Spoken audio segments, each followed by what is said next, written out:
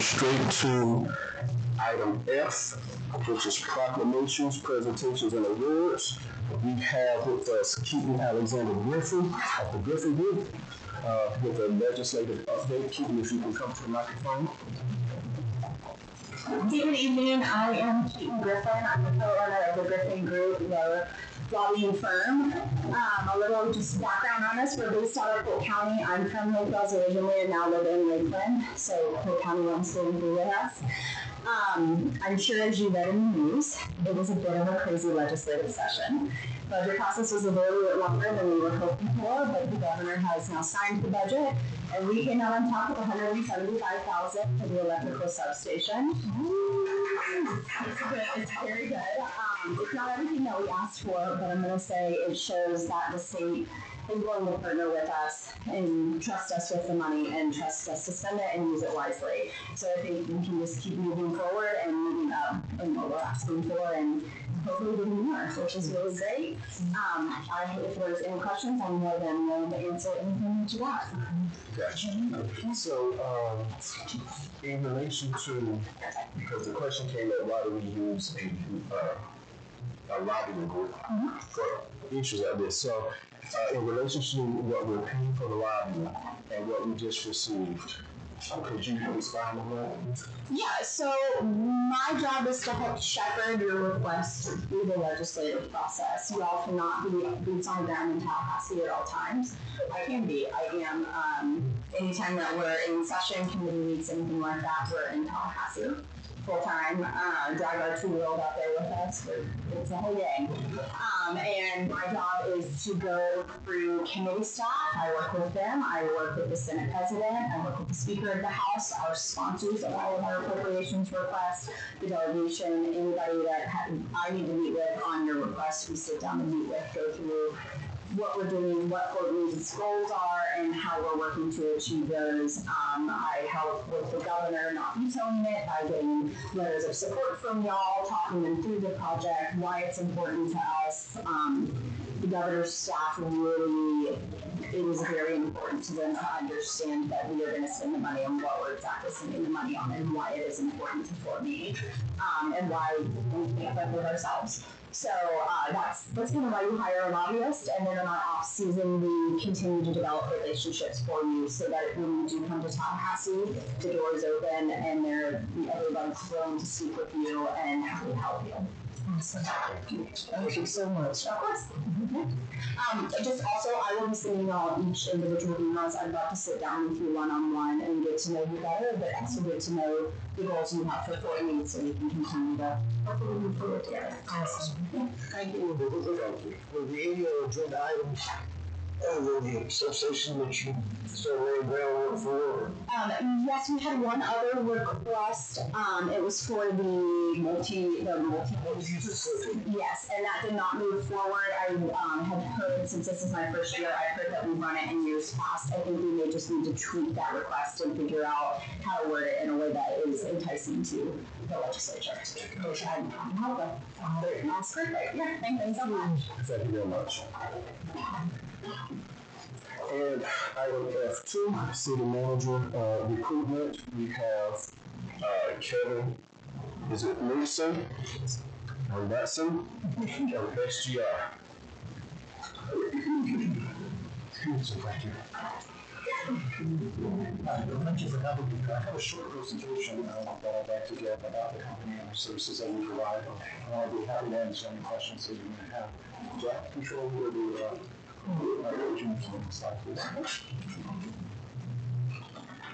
So SGR was founded in 1999 for the purpose of helping local governments with their recruitment and with the HR type work. We've done thousands of recruitments in over 400 cities and counties across the United States over those years. We've had a lot of success in finding great managers, great employees, great directors for different organizations that we've worked for. If we could move to the next slide, please. I personally have been working in local government for almost 3 years now, ever since the late 70s. As it turns out, I currently am living in Clearwater, so I drive over to see the school here, because I was once formerly working for Pinellas County. And I was an assistant county administrator for them. I have been a city manager in an assistant city manager, assistant county manager, director of budgeting, and director of marketing for different cities across the United States. Mostly in Florida, though. I did work for 20 years here in Florida. I've also been a consultant and worked for a GovTech firm as well. So I have a large range of types of experience within local government, and I know a lot of people who work in local government. Next slide, please. So there are 5 things that we really look at when we're doing a recruitment. The first one is to really understand the city, to work with the commission, to work with your staff, to spend time in the community, to really understand what your needs are and make sure that we're doing a good job of promoting the city and what it has to offer to potential candidates. I see my job as a salesperson. I go out and find folks and sell them on the idea of working here for Fort Lee. And it's important that I really fall in love with the city and know what's going on here as well, so that I'm able to communicate well with them and find the right folks that fit exactly the kind of folk that you're looking for this organization. We also have a lovely outreach. Any consulting firm can go out and run ads with ICMA, with FCC, and many other organizations. We have a reach of over 40,000 people that come to us on a monthly basis. They get a newsletter, they go to our website, they spend time with us because we're known nationally as a recruiting firm that really gets things done. And so we have resources that nobody else has. Out of those 40,000 people, almost 1,600 of them live here in Florida. So there's a lot of folks here in Florida that we can reach out to find people that will be willing to serve your organization. We also make sure that the candidates who apply for this understand what they're getting into. We don't like it when people go into the process and then change their mind later. We want them to be sure that when they apply, that this is a place that they want to work and that they feel that they'd be a good fit and have reasons for wanting to be here. So often we see people throw their hat in the ring and just, on a whim. And then later, when it gets close to a point where you're actually talking to them about working for them, all of a sudden they don't want it anymore. That's something that we try to avoid. Next slide, please. One of the key things that we do is we create a brochure that talks all about the city and what your needs are. And this is the key part of the sales job that we do, is we identify what the good things in the community are, what the challenges in the community are, what the values of the community are, and what you're working on today that they would be involved with. Next slide, please. One of the things that we've discovered over the past couple of years is that we get most of our candidates through social media marketing. 40,000 people that I talk about who are in our network and who work with us are a huge element of that. If they're not interested, they usually have people who are, and they're able to help us find folks that are not what I would call a passive applicant, somebody who's not actively looking for work, somebody who's not looking at job ads, somebody who's not seeking a position. We want the folks that are ready for the job, not just who don't be available. Next slide, please. We can see that 65% of the people that are semi-financed for the jobs that we bring in are through our own sources. They're not through the ads and other things that everybody else is doing. We're able to go out and find these folks because of the work that we do in advance, getting ready to sell this job. Next slide, please. So real quickly, the methodology that we use is pretty simple. We spend some time doing interviews and time in the community, get that position brochure that I showed you a little bit earlier together. Then we go out for about 30 days to advertise and recruit. We go and find those folks and get them to apply. Typically, I'm seeing right now, I'm working with a couple of smaller cities. We're seeing about 20 to 30 applicants for jobs. Larger cities, we're seeing 40 to 50, but that's normal for this time of the year and for this market. Then we do an initial screening to try to figure out who's appropriate for the position, who's got the qualifications, who has the cultural fit. We narrow that down to some semi-finalists, so we do a little bit more research on it. We look into their social media history, we look into their background, and then we sit with you and figure out who amongst those semi-finalists you actually want to bring in for interviews and make finalists. At that point, we do an additional evaluation, a little bit more research. We give them an assignment, have them do some things to let you get to know them a little bit better, and then bring them in for in-person interviews so that you can have a conversation with them and people in the community can meet them. And then lastly, after that on-site interview process, we help you with negotiation. Next slide, please. This is just showing all the different places that we have worked over the past few years. The next 2 slides give some examples of recent placements we've done nationally and in Florida. So if you can move through them quickly, that would be fun.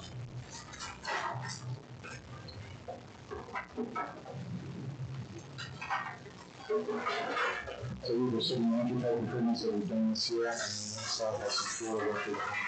It's not include all the things that we're working on this about 8 different improvements coming forward. Mostly of the department directors or city attorneys. We only have 2 or 3 city managers helping out with that, which just means it's a good time because having this competition of good square stuff usually is. Next slide, please. And then this gives a lot more detail about things that already we don't do matter what makes us different. You see that Southern Road has 40,000 email subscribers, and it's up to 1,600 money for it. We also pursue diverse candidates goals through untraditional sources.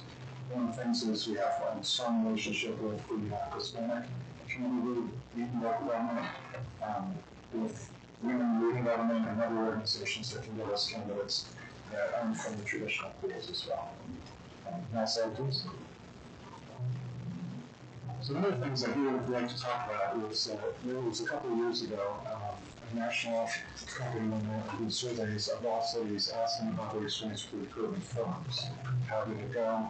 How were you treated? What's your relationship with the firm and everything like that?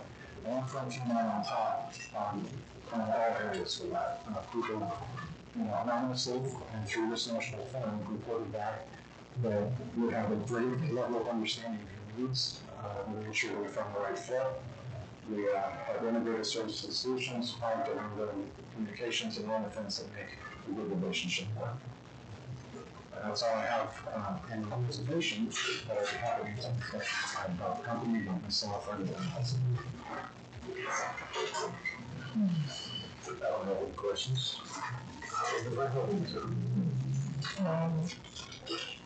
Can you do a 2 for 1? Position? Yeah. Just thought I'd ask since you were here. Unfortunately, that's not my decision. Okay. Okay. You can ask. All right, anything's negotiable, right? Okay. All right, well, I don't have any questions. Thank you so much. All right.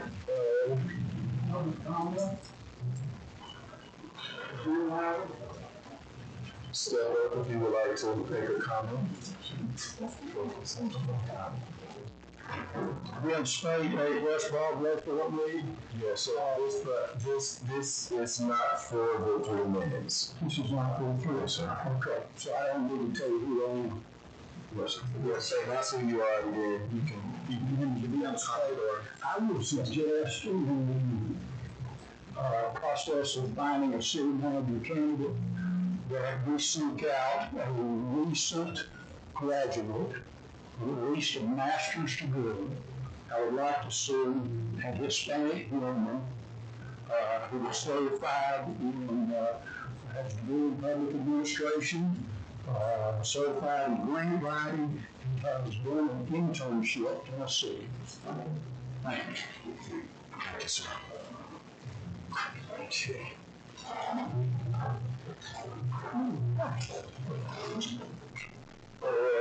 Regarding the SGR, thank you, Mr. Is it Matson or Newsom? I had it right the first time. And now we will move on to item G, approval of minutes. Here I'm going to approve the minutes of June 10th, 2025, regular commission. Second. So we have a motion and a proper second to approve the minutes of June 10th, 2025. All in favor signify by saying aye. Aye.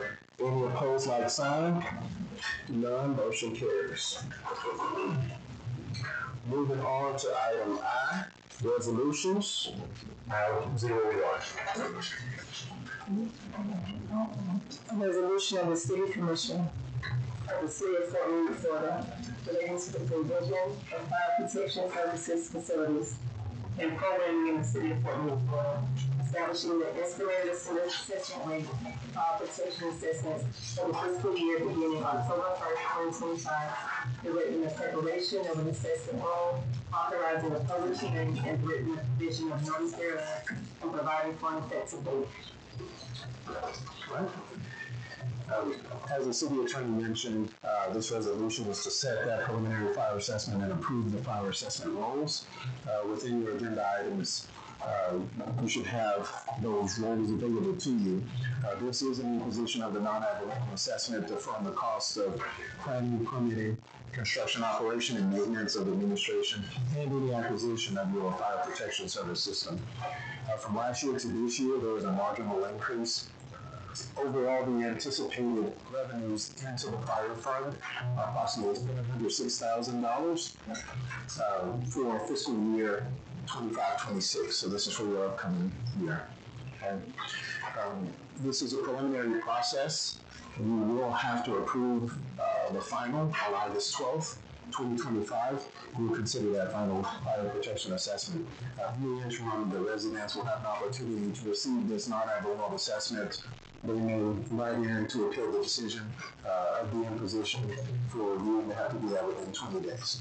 So at this point, staff recommends the approval of this resolution in order to move forward with your preliminary fire protection assessment so that we can import all of this information into the appropriate website so that we can start our process here, which is this Friday, I believe, is our deadline for the information to be uploaded, and then we will mail this information. It all has to be postmarked July 23rd. Okay, so I will stand for any questions, and Fire Chief is here as well for discussion. Yeah, so my question is for the fiscal year 25-26.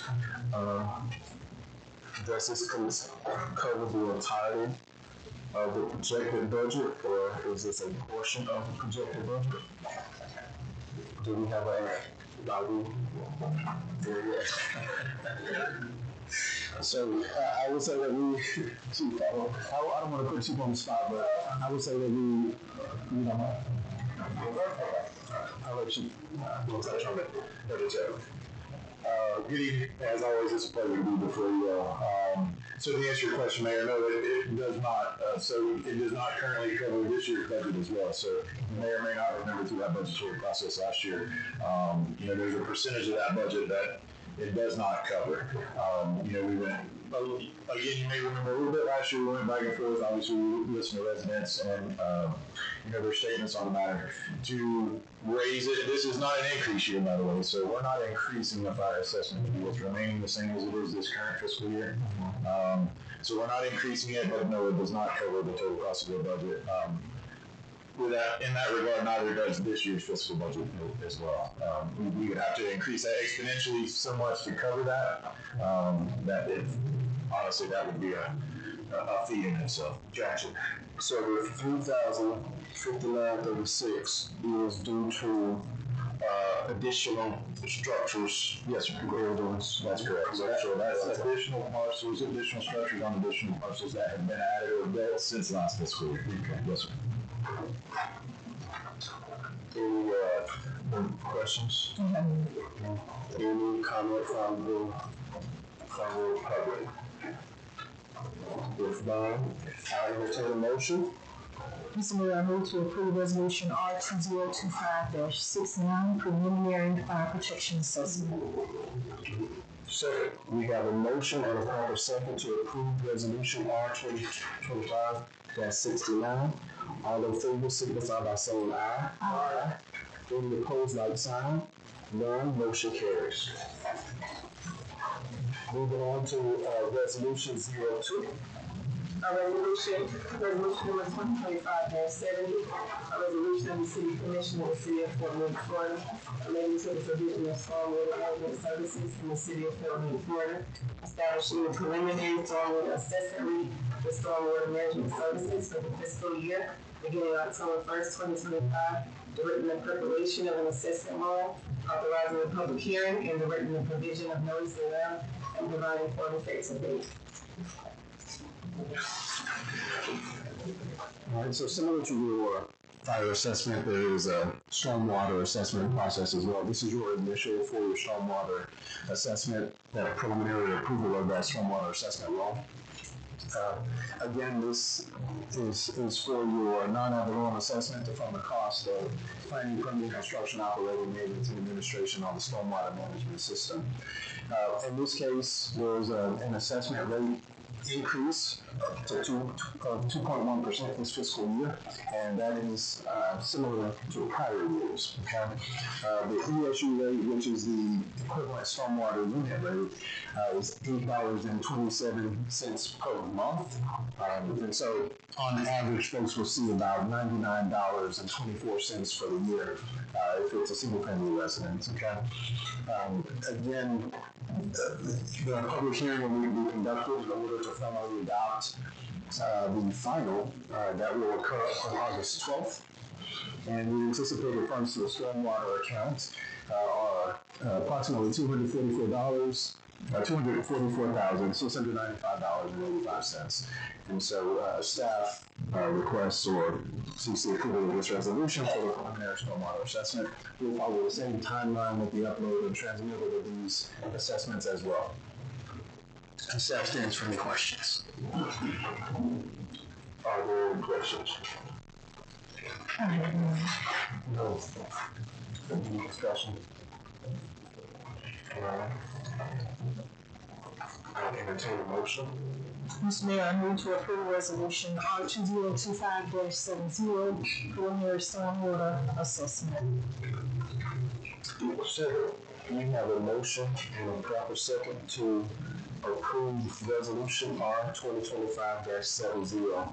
All in favor signify by saying aye. Aye. Any opposed, like sign. None motion carries. Moving on to I-03.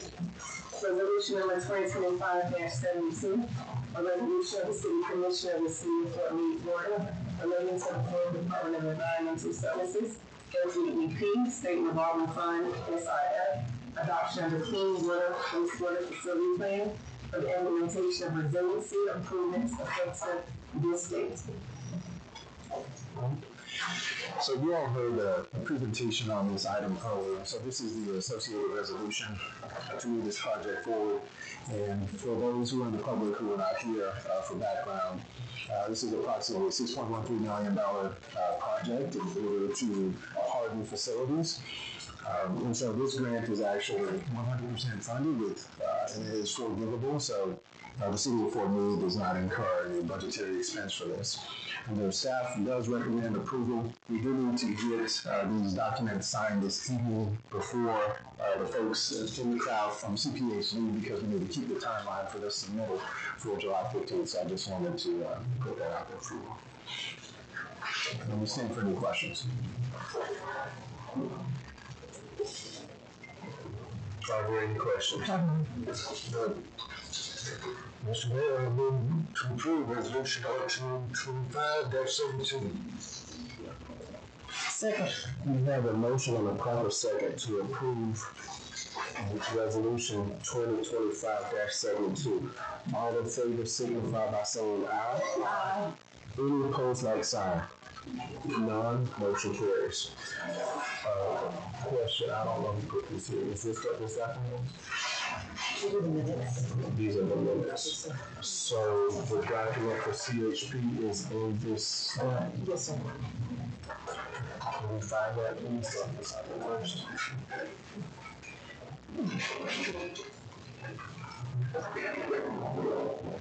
Thank you.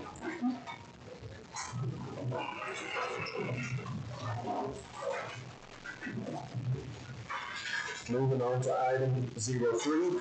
I'm sorry. 04. Okay. Item 04.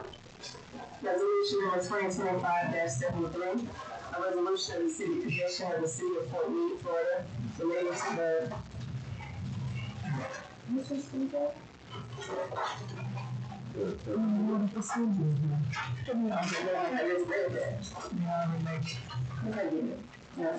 Resolution number 2025-73, a resolution of the City Commission of the City of Fort Meade, Florida, relating to the Florida Department of Environmental Protection, FDEP, State Revolving Fund, SRF, adoption of the Drinking Water Facility Plan for the implementation of resiliency improvements effective this date.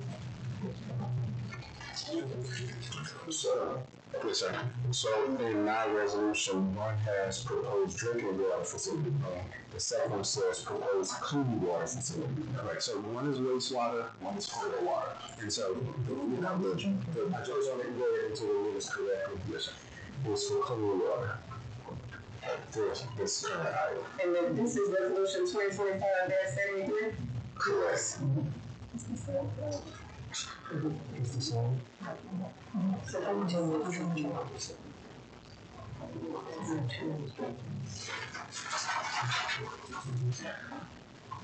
We go back to 2025-72. If you all don't mind.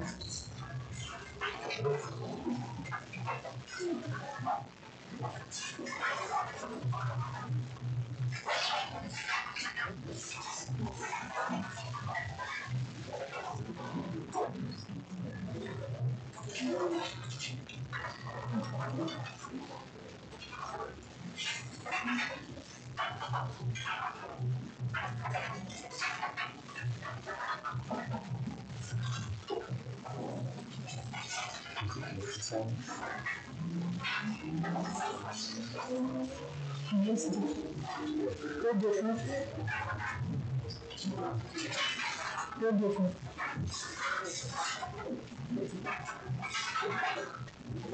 This is clean and this is drinking. Yes, I feel it's they made it pretty much the same. I don't want to do that, but clean water. For whatever reason, they have something against wastewater, but it's a clean water. It means that they're protecting clean water out there. My contract, drinking water is just that. So don't drink clean water. I know it's confusing. I have to do that. I didn't know to see that. You did, but let me just clarify myself. I want to ask each of you guys, did I read the correct resolution for 2025-72? Yes. And when I read that, when I said clean water.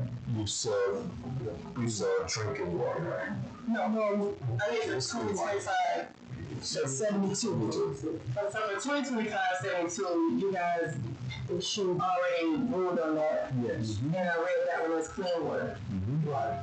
For 2025-73, I said I read that one as clean water or drinking water. I thought it was drinking water. Drinking water is different. I suggest let's just do it again because now I'm confused. So let's just do it again. I think I said drinking water, but I think I paused because I thought we had just read. It sounded exactly the same, but I didn't read it. Right? The difference is clean and drinking. So forgive me, guys, but I read the same thing again, and the only difference was those two words, drinking and clean. I had to read it correctly, but for making purposes, been all time. 2025-73, a resolution of the City Commission of the City of Fort Meade, Florida, relating to the Florida Department of Environmental Protection, FDEP, State Revolving Fund, SRF, adoption of the drinking water facility plan for the implementation of resiliency improvements effective this date. Yes. So this is the second item that you heard a public hearing on today. This one is for hardening, facility hardening. This one is also funded 100% with no fiscal impact. Staff recommends approval on formal adoption of the drinking water facilities plan improvements to this infrastructure to make sure that we are resilient going forward. And staff is available for any questions. No. Yes, sir.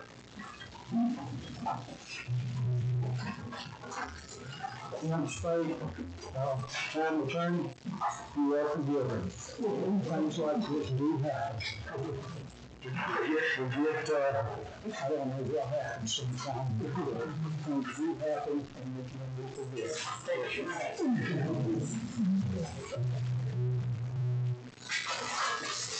All right. So with that being said, I entertain a motion. Mr. Mayor, I move to adopt resolution R2025-73. Second. So we have a motion and a proper second to adopt resolution R 2025-73. All in favor signify by saying aye. Aye. Any opposed, like sign. Motion carries. Moving on to item 05. Resolution number 2025-74, a resolution of the City Commission of the City of Fort Meade awarding the bid for grant administration services providing for severability, and providing for an effective date. Well, this item may look familiar to you all because this is associated with the construction project for our new multi-purpose facility. And so there's a grant administration component of this project that was previously brought before you and awarded. I want to say it was resolution R 2025-57 at the time. Well, as we've gotten into our process to sign to move this project forward, we had some additional conversations with Commerce, and we were advised that the firm that we ended up awarding to was not, they were disqualified. So Fairfax was disqualified. We did have a number two, so we had to go with the number two, which is EcoStrata. So that's what's in front of you today. Okay. And again, this is fully funded. It's within that grant, so this is not an additional cost for the city. And staff recommends approval so that we can move forward with signing the contract in this project.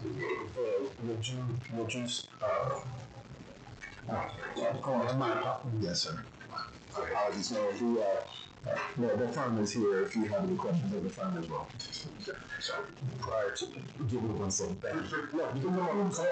I just wanted to, would you state for the record the discrepancy in which why we had to resubmit? Yes, sir. So basically, the entity we awarded to initially was a part of the process of building the package, and so that creates a competitive advantage for that entity. And so, in further discussions with Commerce, I think there was some. We clarified that, and the firm didn't think that there was any discrepancy there, but Commerce ruled on it, and so we opted to rule. Thank you. That's it. Good evening, Robert Ruano with EcoStrata Services. I just want to say thank you. I'm looking forward to this. We're very excited about this project. We've been in business 15 years. Before that, I worked for the City of Miami, managing the grants office and sustainability offices. So we have a lot of experience with cities. Looking forward to working with you if you decide to choose us today. Thank you. Questions? Any questions? Any discussion from the public? If not, I'll entertain a motion. Mr. Mayor, I move to approve resolution R 2025-74, approving the board award to EcoStrata Services. We have a motion to approve. Do I have a second? Second. So we have a motion and a proper second to approve resolution R 2025-74. All in favor signify by saying aye. Aye. Any opposed, like sign?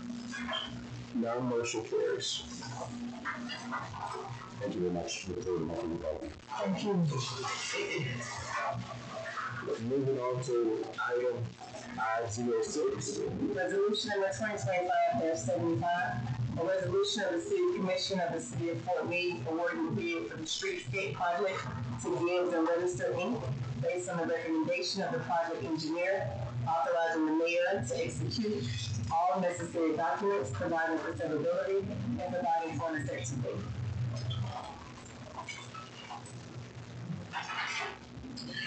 All right, so this is an award to, or a recommendation to award on two project areas that we have for the Streetscape project. One project area is Broadway Street West from 17 Charleston on the east and Tecumseh north on the west. Okay, and then the second component of this is Martin Luther King Street between Charleston Avenue on the east side and Seminole Avenue south on the west. This contract, we're recommending award to Gibbs and Register. They were the lowest and most responsive to this particular bid. And I know that a component of this project is bid out as an option, and so because of the price, we'll be able to incorporate both components. Okay.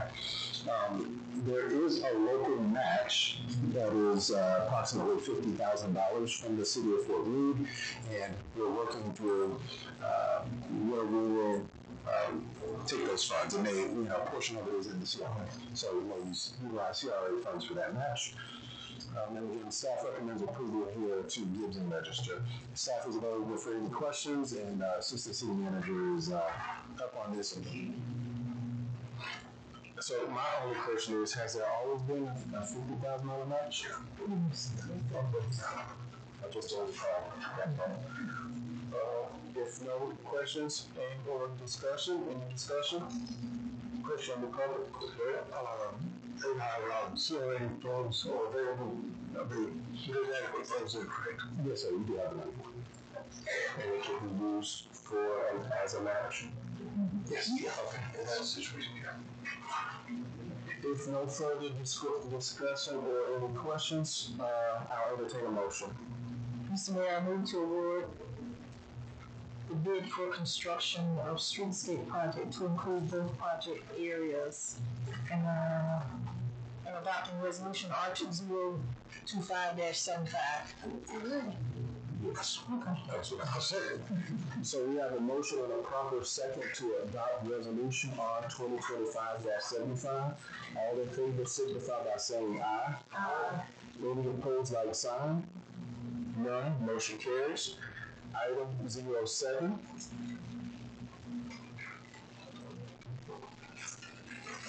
Resolution number 2025-76, a resolution of the City Commission of the City of Fort Meade, updating enterprise administrator access to BS&A software, providing for severability, and providing for an effective date. So this request is for Commission to authorize the BS&A administrator change form. Okay, and I don't know if you all have had to do this in the past, but we've had staff turnover, and so now we need to be able to have that top administrator access to the system to also be able to remove some of the previous users. And it's one of those internal controls where you don't want to have your frontline staff having access to the enterprise controls, and it has been managed on a level, I would say, below where we would like in the past, and so we would like to reestablish that level of enterprise administrator access at the city management level. And so what we're requesting today is that we update the access, allow the city manager, interim city manager, assistant city manager, whatever that structure will ultimately look like, to be reassign this administrator access to the system.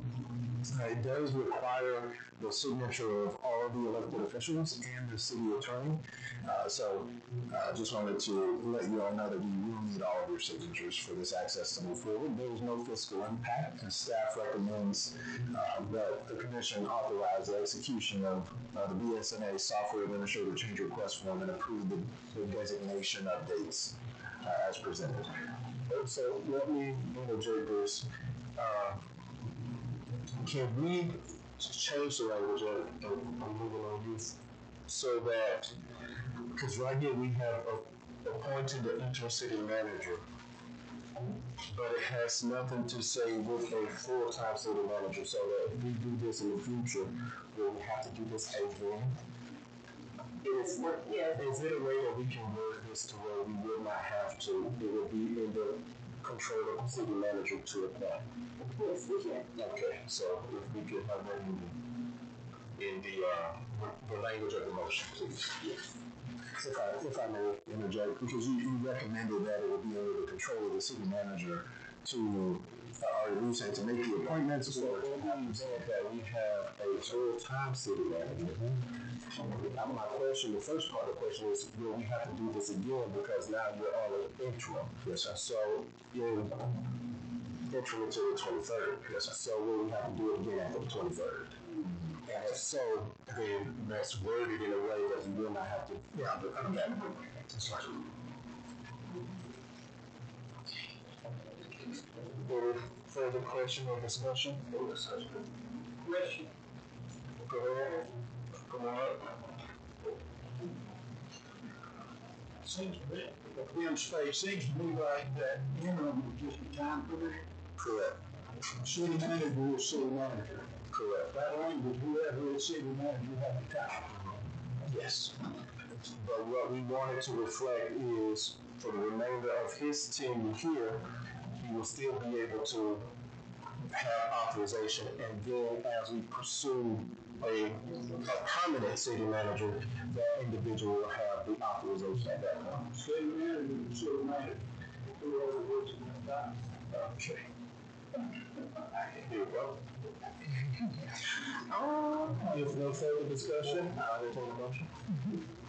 Mr. Mayor, I move to approve Resolution R 202576, executing the BSNA Administrative Change Request form, authorizing the city manager, the interim city manager, and assistant city manager to be designated as system administrators.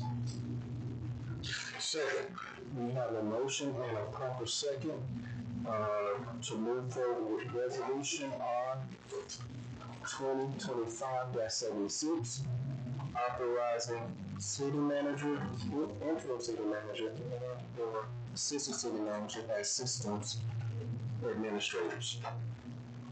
All in favor signify by saying aye. Aye.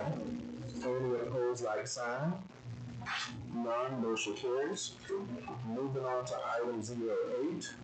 2025-77, a resolution of the City Commission of the City of Fort Meade, Florida, authorizing the execution of an agreement with Kids Pack Inc. to provide weekend meal packs to students at U.S. Anna Woodbury Elementary School and to establish a food pantry at Fort Meade Middle Senior High School for the 2025-2026 school year, provide baby, boys, and girls club family packs, providing for implementation, providing for an effective date.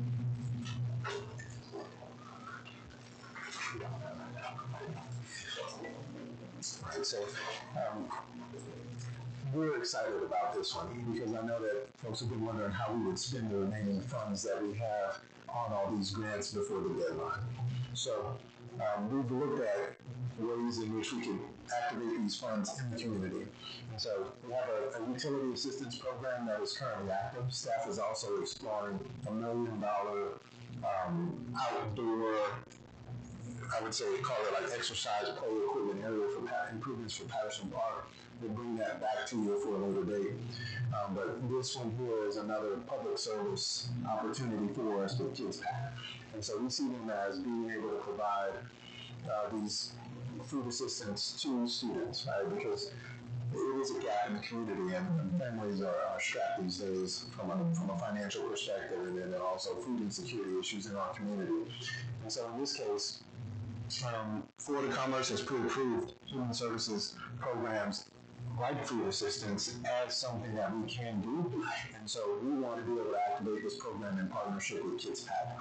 And I would say that just in detail, at Lewis and Woodbury, the weekend meal packs will endure for the entire school year, 48 weeks throughout the school year at a cost of about $430 per student. Okay, and then at Fort Meade Middle Senior High, part of the scope of work is to provide a food pantry for 48 weeks throughout the school year, and then also to provide the Boys and Girls Club with weekend family packs for 40 families for 48 weeks throughout the school year. And so in total, this funding allocation will be approximately $624,410. That will help us draw down what we believe could be the balance of the funds. Of course, we don't know if we're going to spend them all because the utility assistance program is on a come service type deal, and we have repeat customers there. And so our goal is to just continue to spend these dollars down out in our community for our citizens. And so that there are no general funds required here, and all of the costs for the program are eligible under the programmatic guidelines under the scope of the grant.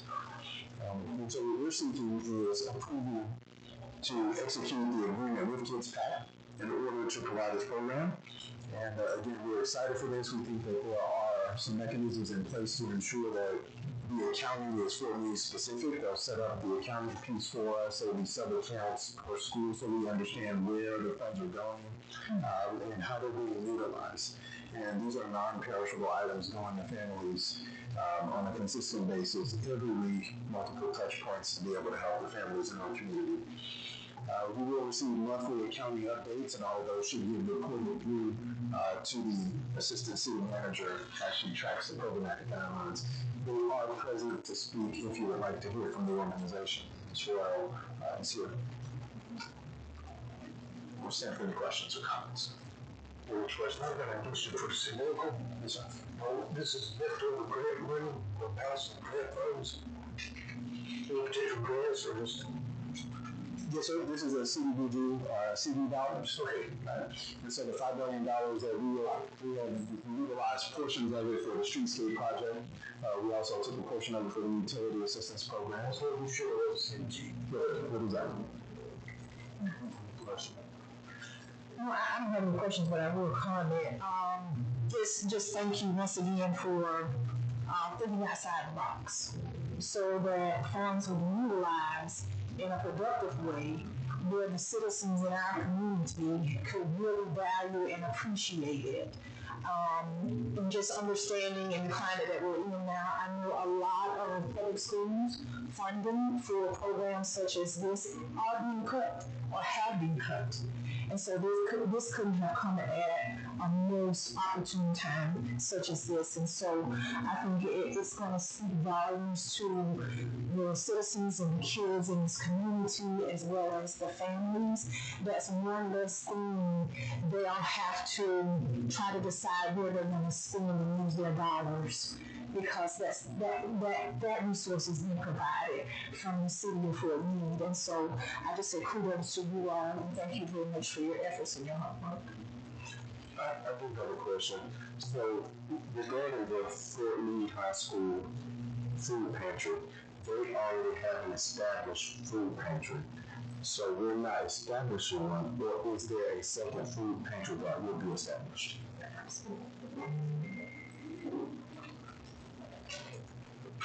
So what we, sorry, I'm in Royal.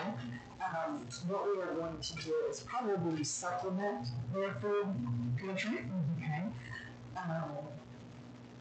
So I'm the program manager, and I have a financial background. So I will be sending you monthly reports, with that. So what we're going to do, and this is Patty Strickland, she's our executive director. So what we will do is we're going to go look at it probably, let me see, school starts on the 8th, so we're going to go like 2 weeks before and look at it and see what is there, and then we're going to go back weekly, see what the kids are taking, and we're going to supplement it. So if something's not working, we will replace it with something, Yeah, so we definitely have a budget. We're going to work with that.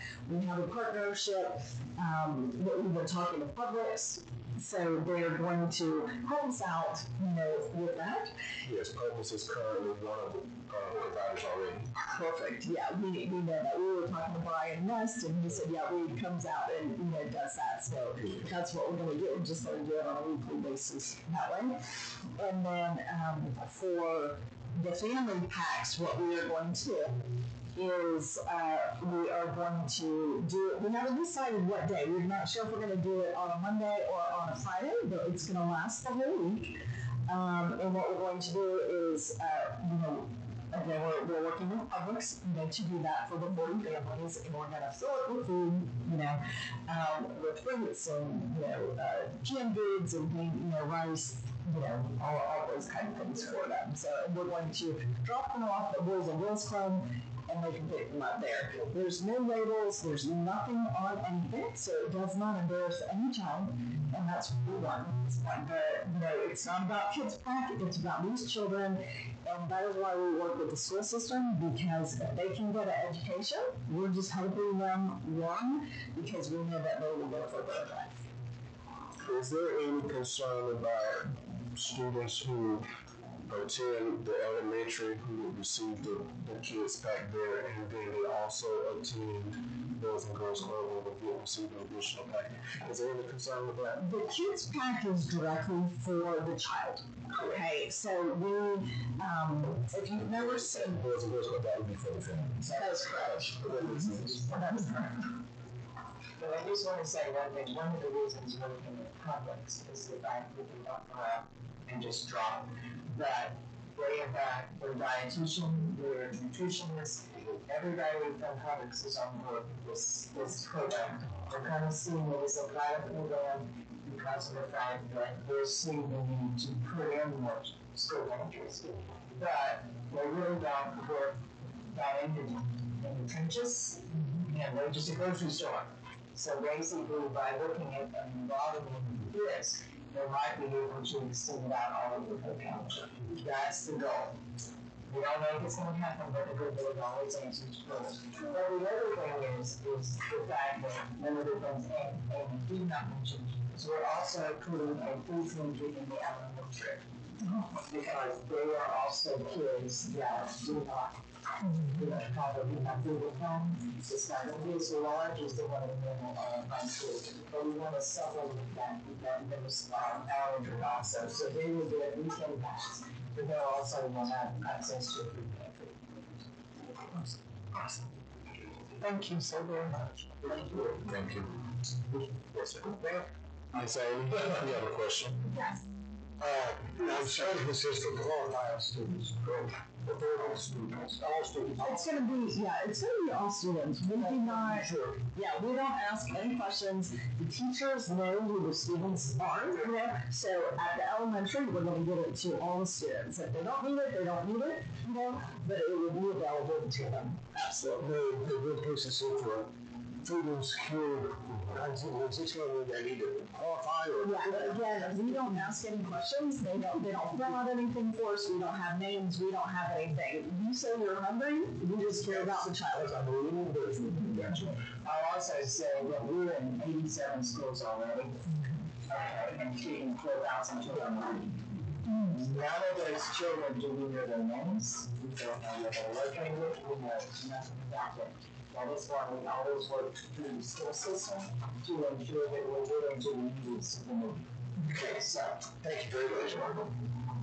And for the record, the entirety of the city of Fort Meade is declared a food desert. Right. So every student qualifies for it. Okay. All right. If there's no further discussion, I'll entertain a motion. Mr. Mayor, I move to approve Resolution R2025-77. Second. We have a motion and a second to approve resolution R2 2025-77. All in favor signify by saying aye. Aye. Any opposed, like sign. None opposed, motion carries. Moving on to item I-09. Resolution 2025-78. A resolution of the City Commission of the City of Fort Meade, Florida, authorizing the execution of an agreement, Alltech Capital Services, for the purchase of an Alltech AC-48M 2025 Ford F600 4x4 perfect truck, providing for an effective date. This one was on the agenda because I promised Mr. Doyle that I'd get him a new truck before my time was up. So, yes. So listen, we are really requesting this authorization to purchase this bucket truck. We have a 20-year-old vehicle that needs to retire this time. It'll have all the bells and whistles for our electric department to go out and operate. So the price on this truck is approximately $215,000.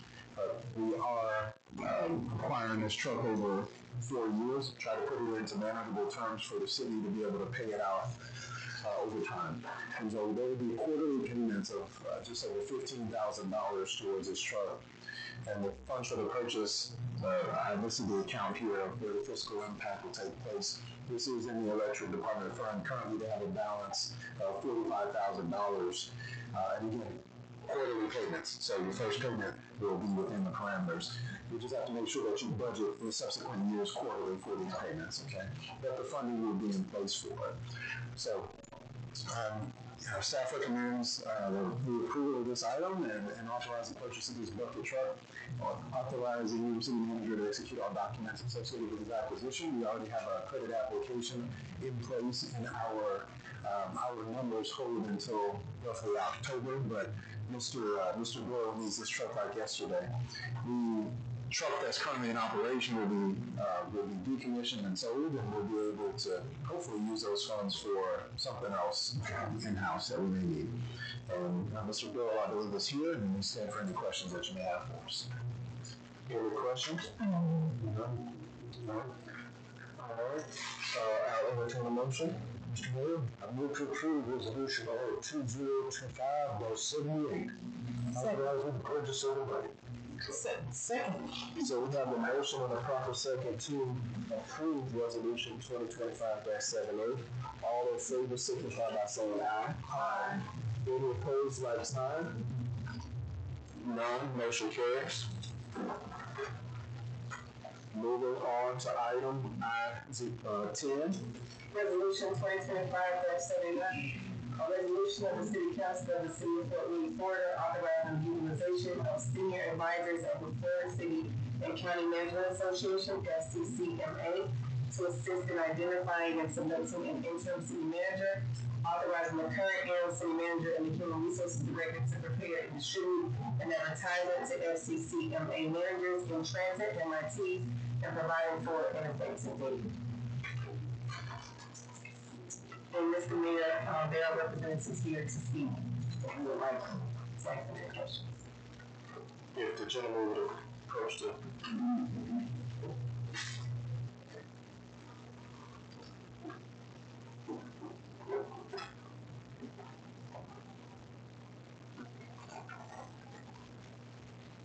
Good afternoon, Mr. Mayor, good listeners, Madam Chairman, Mr. City Manager. My name is Terry Stewart. I'm a retired city manager. Just real quickly, I'm 55 years in Florida government. Started out my career as a laborer in the public works department, and I got on the fire department within about 6 months. And spent 25 years as a firefighter and a fire chief, and then 30 years ago I retired from that. Yes, I am really overgone. And for the last 30 years, I've served as the city manager, and most recently I retired from one of your sister cities here, Arcadia. Over the hat and the boots. Recognize it. It is a great pleasure to be here representing the FCCMA. I have provided the city attorney with an outline of an advertisement that needs to go out. I recommend that we keep it out there for 2 weeks. Any shorter than that, it's going to be kind of difficult to get these new candidates. We do have a pool managers in transition, and we work very closely with to make sure they're aware of it and ask them to apply if they so choose. Can I answer any questions for you? yes.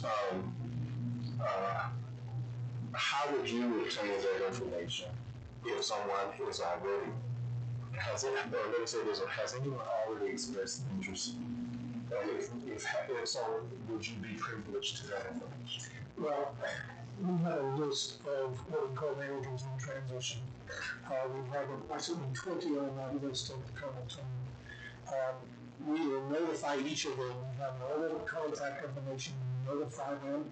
But what we want is someone that is ready, someone that has done this before, knows how to do it. They don't have to come on and do a learning curve about what a city manager or any other city manager does. So we're going to make sure that they are notified. And hopefully we can get someone that's relatively close so that the person will be able to start moving.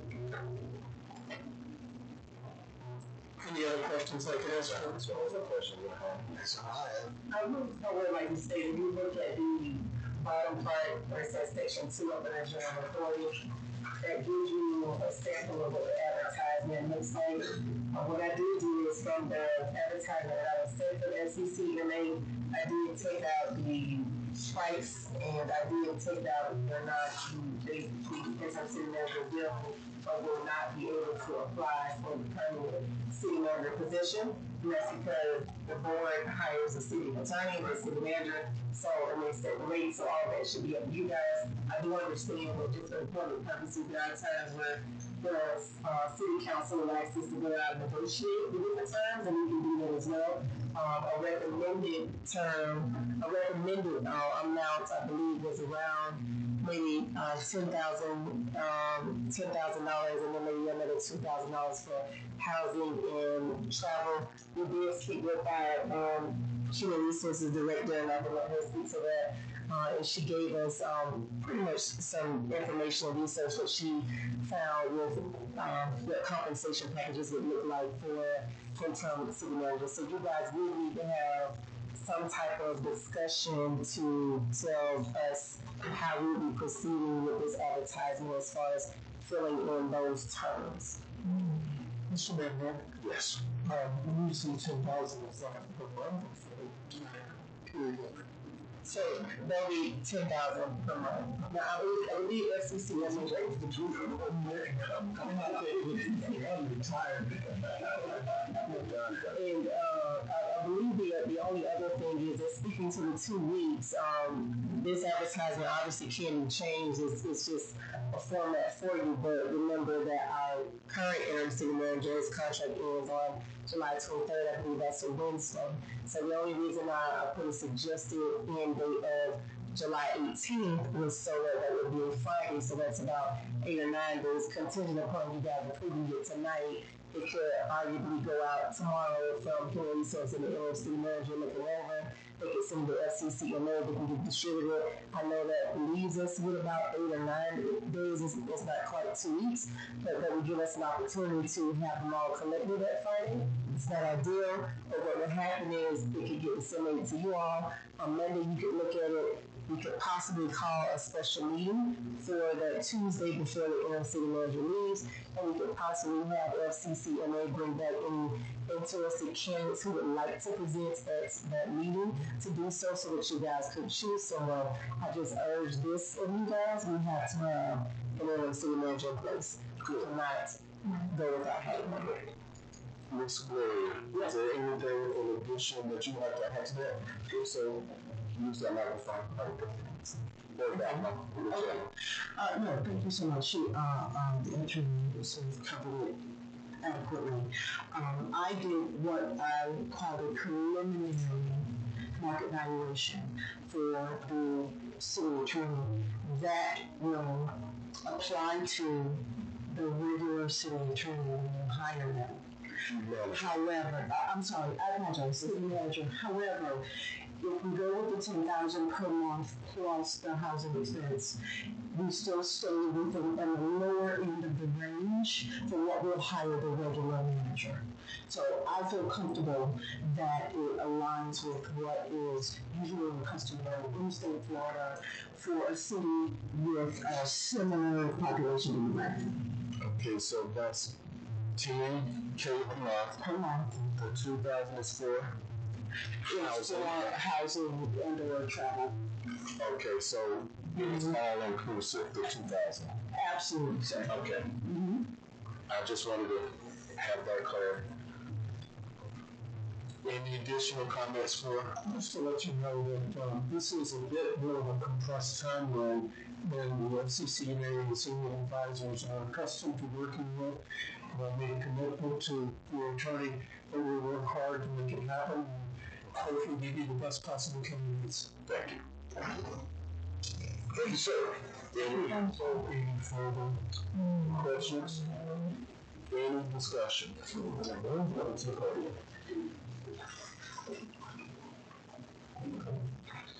You're one of the one who's 850 Southeast Fund. Just one quick question. Are we saying that after July 23rd, we're going to be seeking a new interim city manager? Yes, without a city interim at that time. So that means we've already got an answer from Mr. Drumbo? Correct. Yes, ma'am. The answer was not favorable for the residents of the city of Fort Worth. The answer is as is, and we're willing to move on. Thank you, then. Any further discussion? If not, I'll entertain a motion. Well, I move to approve resolution number 2025-79, authorizing the use of the senior advisors of the Florida City and County Management Association, USCCMA, to assist the city in identifying and selecting a qualified interim city manager, and authorizing the current interim city manager and human resources director to prepare and distribute an advertisement to the SCCMA managers and transition list with a monthly compensation of $10,000 on the application due by July 18th, 2025, and the chosen in the city, the interim city manager, be eligible or not eligible to apply the city manager position. I would prefer myself to make the motion as eligible. Okay. Question. Do we need to include the 2,000 portion? Well, I believe the 2,000 is inclusive of the 10,000. 8,000, 2,000. All right, thank you for the clarification. Actually, I don't, that was not the intent when we recommended that. It was intended to. 10,000 is It was the base compensation. And that will, with the 10,000 just compensation, not travel and housing expense, that puts us at around the 50% percentile for being competitive on the market for salary. So for clarity, we should say the 2,007. So for not having a second year, I can do that. Yes, you can. So actual resolution itself with the language in there, it does include whatever cost you set or the housing would be. But you can make the motion for whatever you would like to. I see what you're saying. So the minimum is 10,000. 10,000. Correct. Well, that's 2,000. So we'll remember 12,000 set. Okay. Ms. Mayor, amend my motion to vote the statement of 12,000 for the matter of conversation, to include 2,000 for housing and transportation. And then you also said that the city manager being eligible. Doing that is correct. So apply. Okay. All right, I'll second that motion. So we have a motion and a proper second, as stated. All in favor signify by saying aye. Aye. Any opposed, like sign? None. Motion carries. Thank you, sir. Thank you. Thank you for your time. Have a safe trip back. And at this point, we will start the ordinances. Item J01, first reading.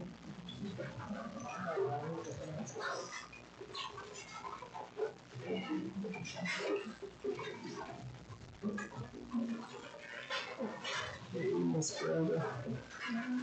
Long time no see. How you doing? How I'm good. Except for Publix. Ordinance 2025-11, an ordinance of the city of Fort Meade, Florida, amending the future land use map of the city of Fort Meade, Florida, specifically amending one parcel of land located south of East Broadway Street and west of Washington Avenue South, comprising approximately 3.2 acres, plus or minus parcel ID number 35-31-435-000-001010 from the future land use of commercial to public facilities, providing for severability, providing for conflict, and providing for an effective date. Good evening. For the record, I'm Brenda Torres with the Central Florida Regional Planning Council, and I will be presenting today the corresponding future meetings as well as the rezoning presentation. We will be voting on them separately. But the request is to change the future land use map from commercial to public facilities and the rezoning from a planning development to public buildings. Next slide. Just some background information on the request. The applicant is the city of Fort Meade, and the location of the property is near East Broadway and is made up of 3.28 acres. And the request is so that future land use and zoning designation can be assigned to the property to allow for the city to build a multi-use building that will provide high-speed internet and a library and hurricane shelter. So we have provided here an aerial photo map for you. The subject property is highlighted is outlined in yellow. The existing future land use is commercial, which usually allows for office, retail, automotive, wholesale, and related commercial activities. The proposed future land use would be public facilities. This allows for government buildings, fire stations, schools, and other public properties. Keep going. Sorry. Next one. Next slide. The current zoning of the property is planning unit development. This was actually the rights property before, where there was a proposal for a dog grooming business and storage facilities, and that did not simplify. So, and the city acquired it, and now is requesting the appropriate zoning for the use. The proposed zoning is public buildings. Again, the reason for the request is in 2024, the city received a grant and from the Florida Department of Commerce for the construction of a facility that would provide reliable high-speed internet to support work, education, and telehealth services. This will serve as a hub within the community, and we'll have a library and hurricane shelter. Regarding public facility service analysis, there is water available to serve the site, as well as sanitary sewer. Regarding solid waste, very minimal impact to the solid waste collection services. Regarding transportation, exact impact of the development will be reviewed in detail during the site plan review. And then for public schools facilities, since this type of development will not generate any new students, there will be no impact to any nearby schools, as well as no impact to recreational facilities. At this time, I stand to answer any questions you may have. Any questions? And I do want to know that we did meet yesterday and provided a recommendation of approval. Thank you. Any discussion from the audience?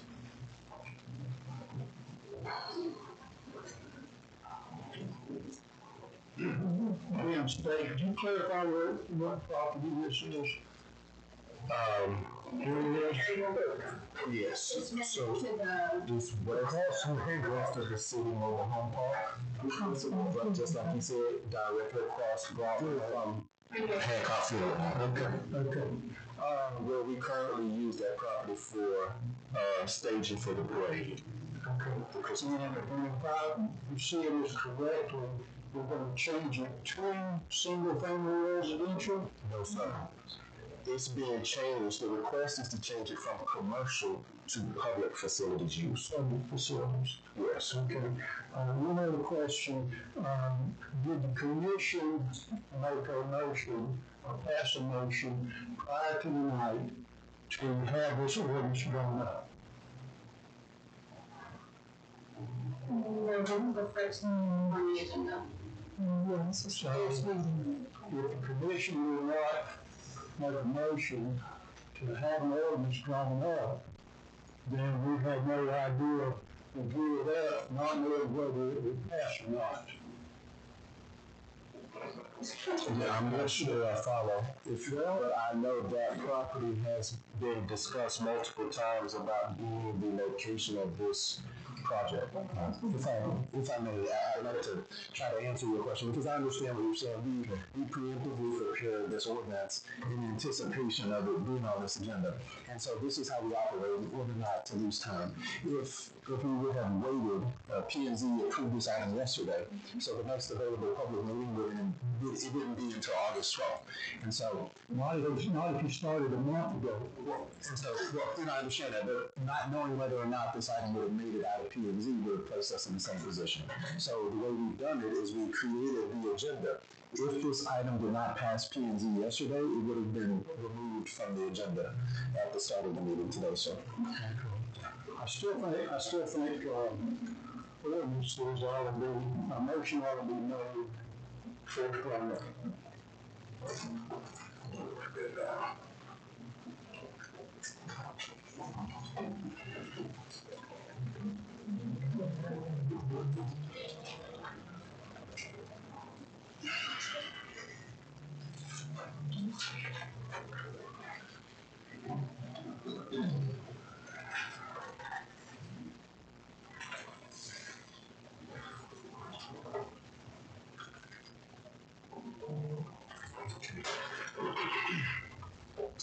Any further discussion? If not, I entertain a motion.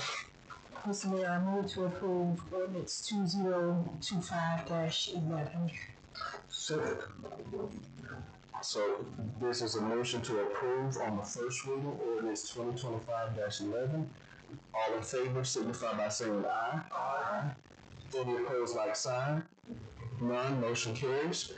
Moving on to J02 on first reading. Ordinance number 2025-12, an ordinance of the city of Fort Meade, Florida, amending the official zoning map of the city of Fort Meade, Florida, specifically amending one parcel of land located south of East Broadway and west of Washington Avenue South, comprising approximately 3.28 acres, plus or minus parcel ID number 25-26-435-0035000-001010 from the zoning of planned unit development to public buildings, PD, providing for severability, providing for conflict, and providing for an effective date. Central Florida Regional Planning. Okay, gotcha. Any questions for Brenda? Since you left up there, I don't have any. Any discussion from the audience? If none, we'll move on. We'll entertain a motion. Thank you, Brenda. Mr. Mayor, I move to approve ordinance 2025-12. Second. We have a motion to approve ordinance 2025-12. All in favor signify by saying aye. Aye. Any opposed, like sign? None, motion carries. Item J03. Ordinance 2025-13, an ordinance of the city of Fort Meade, Florida, amending the future land use map of the city of Fort Meade, Florida, specifically amending 3 parcels of land comprising of plus or minus 23.05 acres of property located north of 9th Street Northeast and north of the intersections of Polk Avenue North and 9th Street Northeast and Church Avenue North and 9th Street Northeast. Parcel IDs 25-31234210-037020.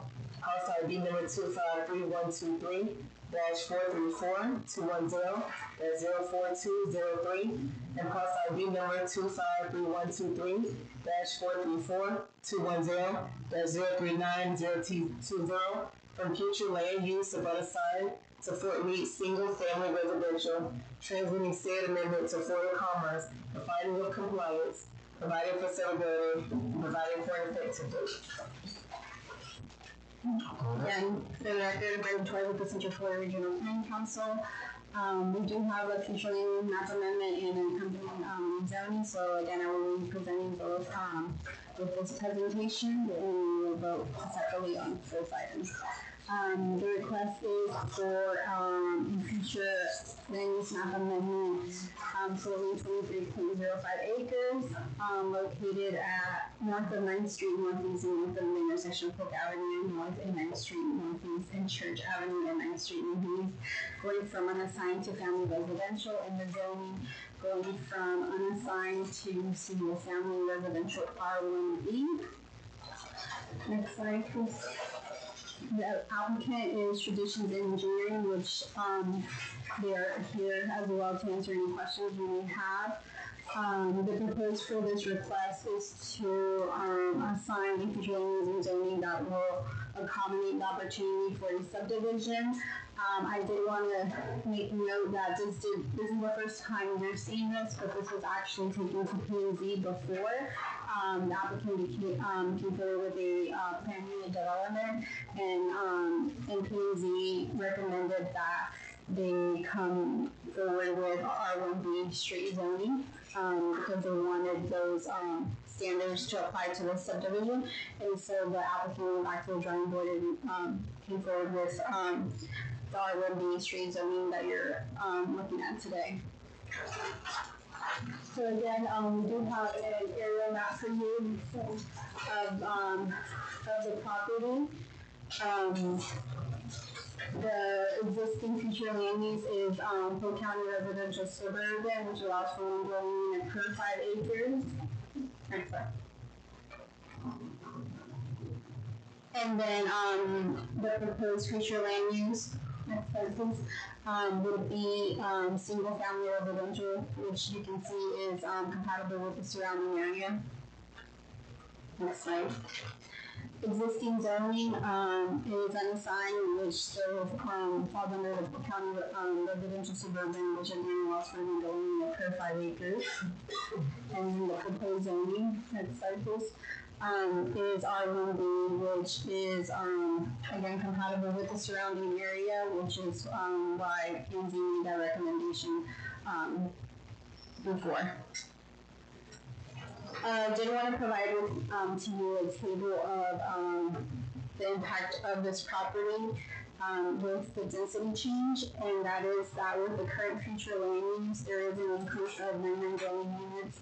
With the current future land use, it allows for 1 dwelling unit per 5 acres. With the size of the property, that would amount to 4 dwelling units. The proposed future land use allows for 4.5 dwelling units per acre. With the size of the property, that would amount to 103 dwelling units. The increase is of 99. The difference in increase in 99 dwelling units.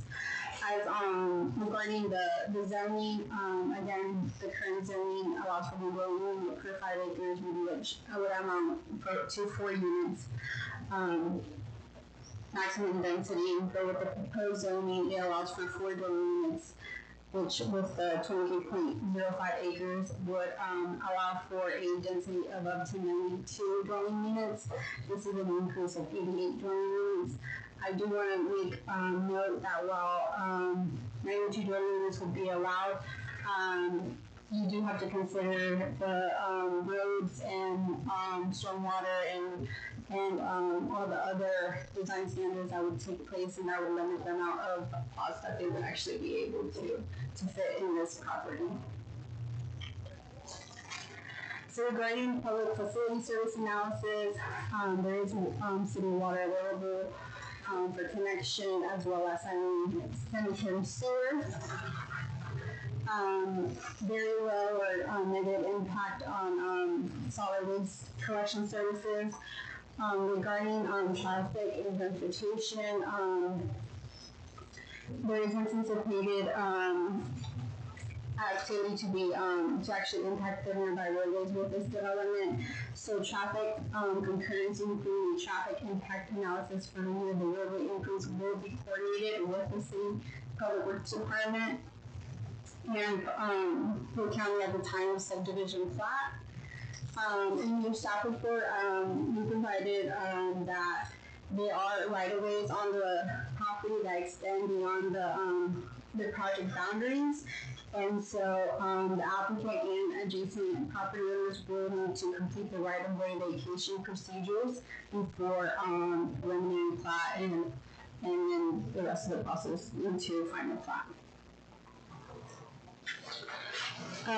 For public school facilities, this does maximize development within the property, so there will be, the applicant will need to provide a letter of concurrency from the county school to just ensure that there is school capacity for any student that may be generated from this proposal. There are recreational facilities near the subdivision.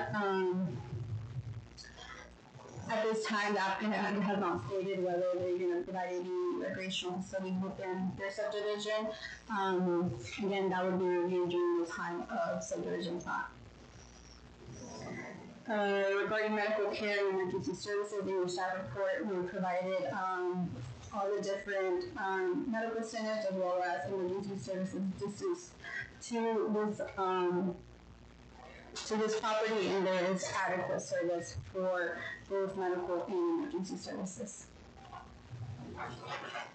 At this time, I can answer any questions, and again, the planning and zoning board did meet yesterday and answer questions from the public, and provided a recommendation of approval. Okay, question. How many home sites are projecting? At this, I realize that the site, the old total property, I need that roadways and drainage and stuff. For the record, Chad Booker, Traditions Engineering, 900 Elk Springs Drive, Brookhaven, Florida. We don't have a final number yet. We still have to go through the site plan process after zoning. That will be presented to you all, we're hoping, at the next city commission meeting in August. So we're working on that number. It's going to be roughly half of that, give or take. Because ultimately what the RMD does is it limits your lot width to 80 feet wide, 10,000 square foot. You have the right-of-ways, you have the stormwater tracks, easements, right-of-way dedication, that kind of thing that takes away available area. So the number looks more ominous than what you actually will see here coming up because you only can fit what you can fit. But I know originally, first of all, we were talking about what, 100 homes or The PUD submitted was 94 homes, 50-foot minimum, 5-foot setback request. We had overwhelming odds in that one, and we did actually get a recommendation for approval with changes. That said, we decided to go back to the drawing board. We took the recommendation to look at a more straightforward zoning. They ultimately, everybody wanted larger houses, more houses spaced out, and less density. So that's what we came back with. We're still looking at providing the site plan. Like I said, it would be probably roughly half of what that was saying the first time. Exactly. 50 old. Correct. So we're working that number. It'll come in. You'll have a chance to see it. So we will be asked. And you will see it because you'll have to vote on it. So We will be asked how many sites is they can provide. sure. I like to have a ballpark number. No, absolutely. And with the PUD request the first time, we did some of the analysis for utilities, roadways, solid waste. There is compatibility everywhere. We're providing less now. Polk County 9th Street is a Polk County Urban Collector Road. So we do have to go through the traffic study and permitting process with them. So everything kind of gets looked at. We get swift move permits. Everything gets looked at. But we are coming back with, I would say, roughly half, maybe a little more than half. Okay. I understand for the other questions you have. Thank you. Any additional questions? Any discussion from the audience? Come forward, please.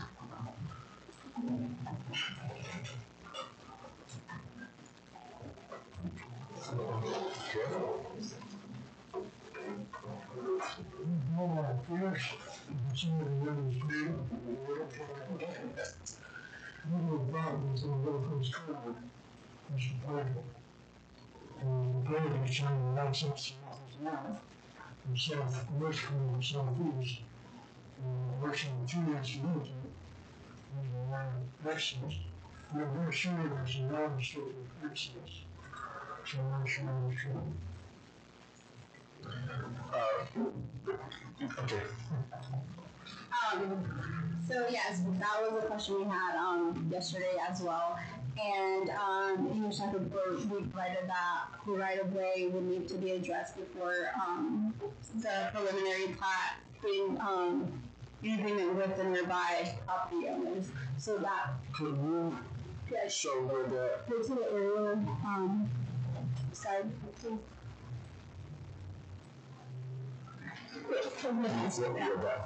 he's talking about Yes. right here. Okay. So right now, from my understanding from speaking to him, he doesn't have any legal right of way established, so that would need to be established between him and the property owner to go through the process of creating an easement or and of the applicant also vacates the right of way. So I just want to understand what he's asking. Is his house located in that area? On the north side of the house.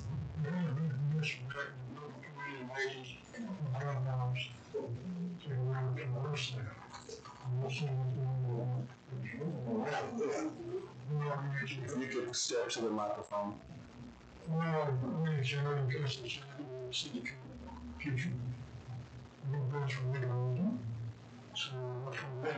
I'm not disputing the change from southwest corner to the southeast corner exit. I'm trying to make sure that entrance on the north line is unrestricted. Like the big community. It's not restricted. Okay. Is that something you're prepared to speak to tonight? Okay. So, as you can see, all that checkerboard there, that's all city right away, right? So there's currently access to the larger property to the north, to his property and some of the surrounding properties. As part of the PUD process we went through, I don't want to keep most of the PUD because it's dead, but as part of that process, we worked with CFRPC to make sure that these landowners around have the access to the site. And so what will happen is, you'll see we'll have a 60-foot right-of-way access. Again, we'll see it when the site plan comes in, but we'll have a 60-foot right-of-way access that almost identically matches that northwest northern right-of-way. So the back is taller. His house is right here. Okay. That's his property there. Right. Okay. We're going to maintain right-of-way access to the north there. Okay. Who will have access to our area? Yes. Legal access. No problem changing directions. Yes. I'm sure the access to the lot is uncertain. Right. From the beginning, is when you say. Yes, that's Yeah, we can work it out. I don't know how to have an answer on that. Okay. Yeah, we'll be game. Gotcha. Sure. You didn't hear from me. I don't think that. I don't know for sure. We'll have to look into that. Sure. Second is not in land, one chance is the land says lot, and that would be written, the rest is not written. You want an answer? The answer is yes. Every project has to maintain emergency access for emergency vehicles. If there is a gate, you get a Knox box with the fire department. If there's no gate, they have free access. Thank you. All right. No problem. No problem. Mr. Slade? Can the gentleman show us on this map of the property? On which map? Right here where the black box is. It's pretty much covering it. All right. If no further discussion, I'll entertain a motion. Mr. Mayor, I move to approve ordinance 2025-13. Second. So we have a motion to approve ordinance 2025-13 on its first reading. All in favor signify by saying aye. Aye. Any opposed, like sign? None. Motion carries. And then I'll entertain a motion for, we'll read it into the minutes. Go ahead. Ordinance number 2025-14, an ordinance of the city of Fort Meade, Florida, amending the official zoning map of the city of Fort Meade, Florida, specifically amending 3 properties located north of 9th Street Northeast and north of the intersections of Polk Avenue North and 9th Street Northeast and Church Avenue North and 9th Street Northeast, totaling approximately 23.05 acres, plus or minus parcel ID numbers 253, 123, 434, 210, 037020, parcel ID number 253, 123, 434, 210, 042, 030, and parcel ID number 253, 123, 434, 210, 039, 020, from the zoning of unassigned to single family residential R1B. All right. And we've heard the presentation already. Any further questions and or discussion? Any discussion regarding pretty much the same item as discussed previously? None? I'll entertain a motion. I'm sorry, go ahead. Mr. Mayor, I move to approve ordinance 2025-14. Second. So we have a motion and a proper second to approve ordinance 2025-14, rezoning on its first reading. All in favor signify by saying aye. Aye. Any opposed, like sign? None. Motion carries. And we have gotten through those ordinances. Moving on to item L, new business, presentation by Fire Chief Zahari.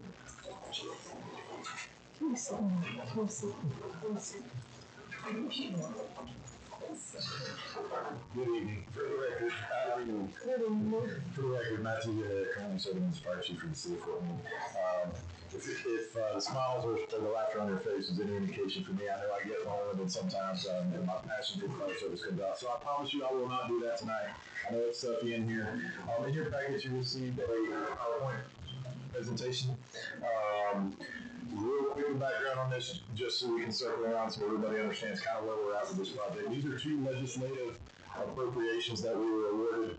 The first one was awarded all the way back, the request was back in 2022. It was awarded in fiscal year 23-24 for $750,000. The original request was for $1.5 million for a fire station. It came in at $750,000, which we're thankful for, but although unfortunately that's not near enough to build a commercial fire station to serve a community. So the following fiscal year, we went back and requested an additional $3 million from the state legislative hearing session, and we were thankfully awarded money in that, but we were awarded 1.5, so half of that request, which puts us at a total of $2.25 million. So that's kind of where we're at starting this presentation. So that's the money, or the monies that we're looking at expending on this project. The first part of your slide, just a real quick overview for not only you all, but obviously people watching in our audience here tonight for transparency.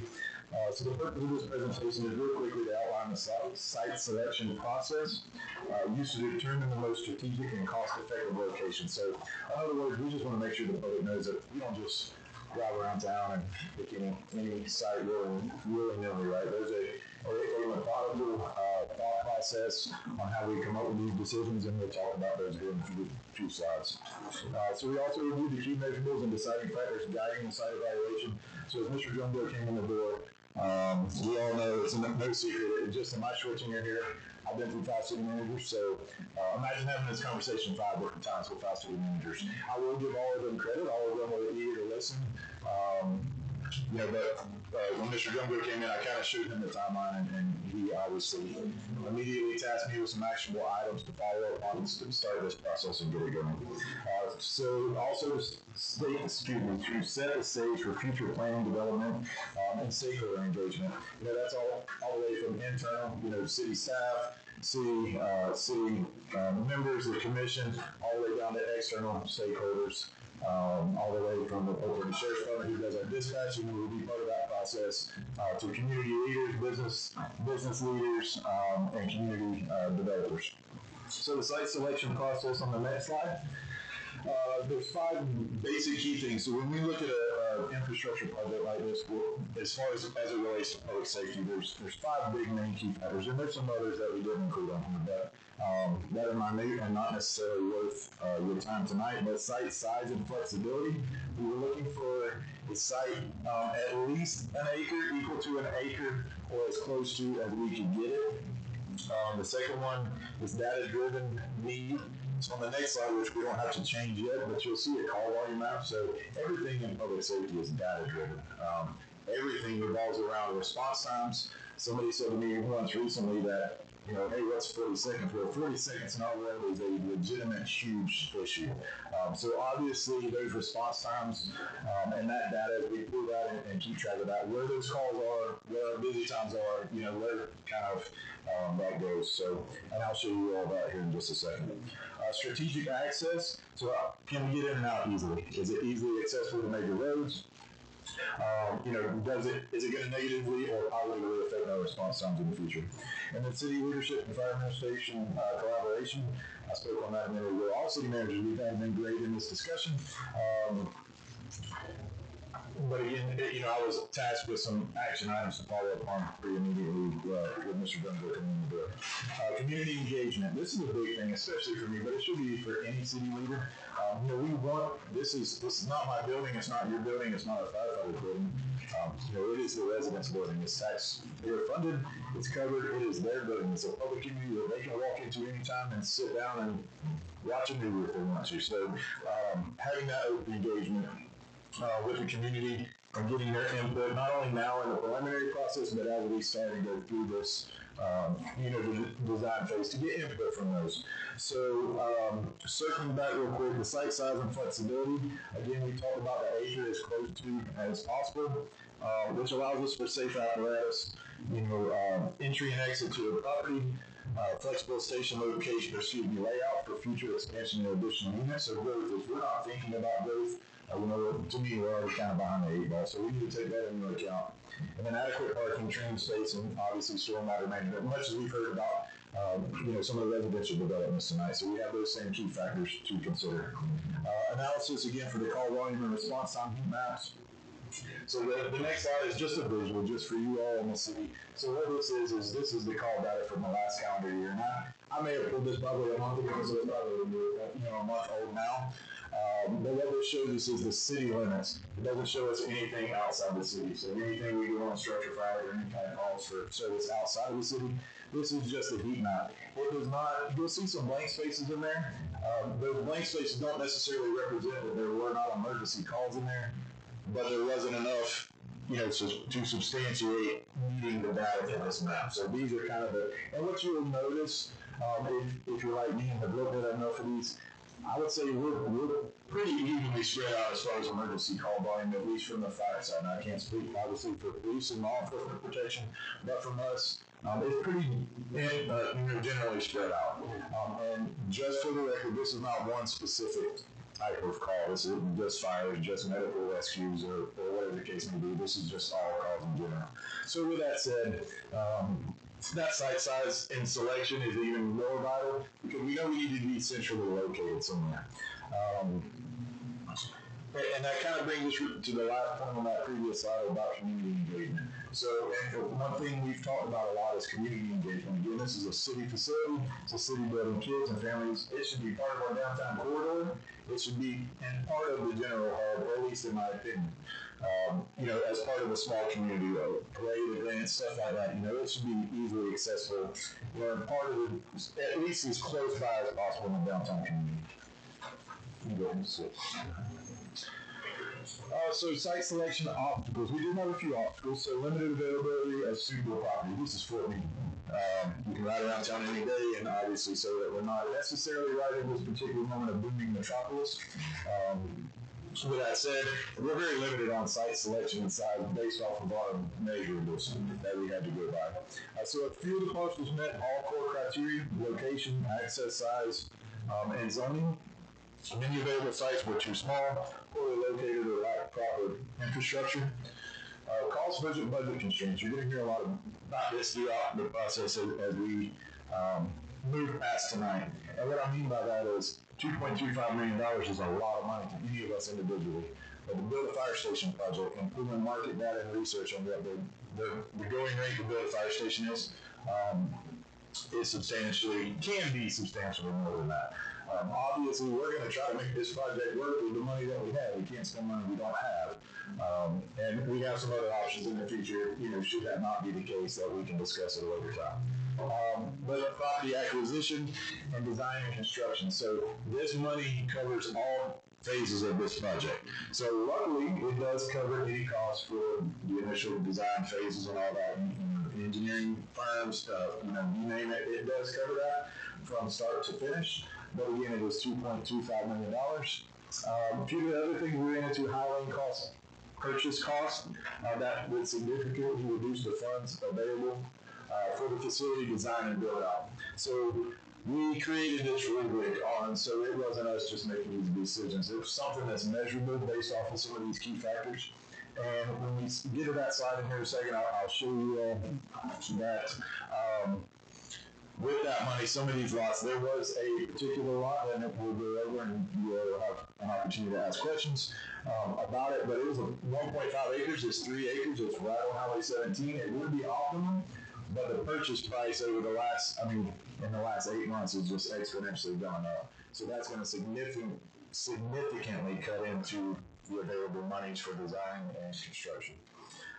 So obviously, city-owned properties was a big part of this evaluation. Is there a property out there that we currently own that obviously we would save those monies on the acquisition of the property itself? Obviously, we don't want to do it just solely based on money or monetary issue there, but if there is a suitable property that we already own, that would be, irresponsible of us not to proceed with one of those properties. And then balancing ideal versus practical. And what I mean by that is striving to balance operational needs and fiscal realities, and prioritizing long-term effectiveness without compromising the project viability. So that's just a fancy word of saying just being honest with ourselves throughout the process. We're being able to evaluate that and make sure that we're making sound and right decisions.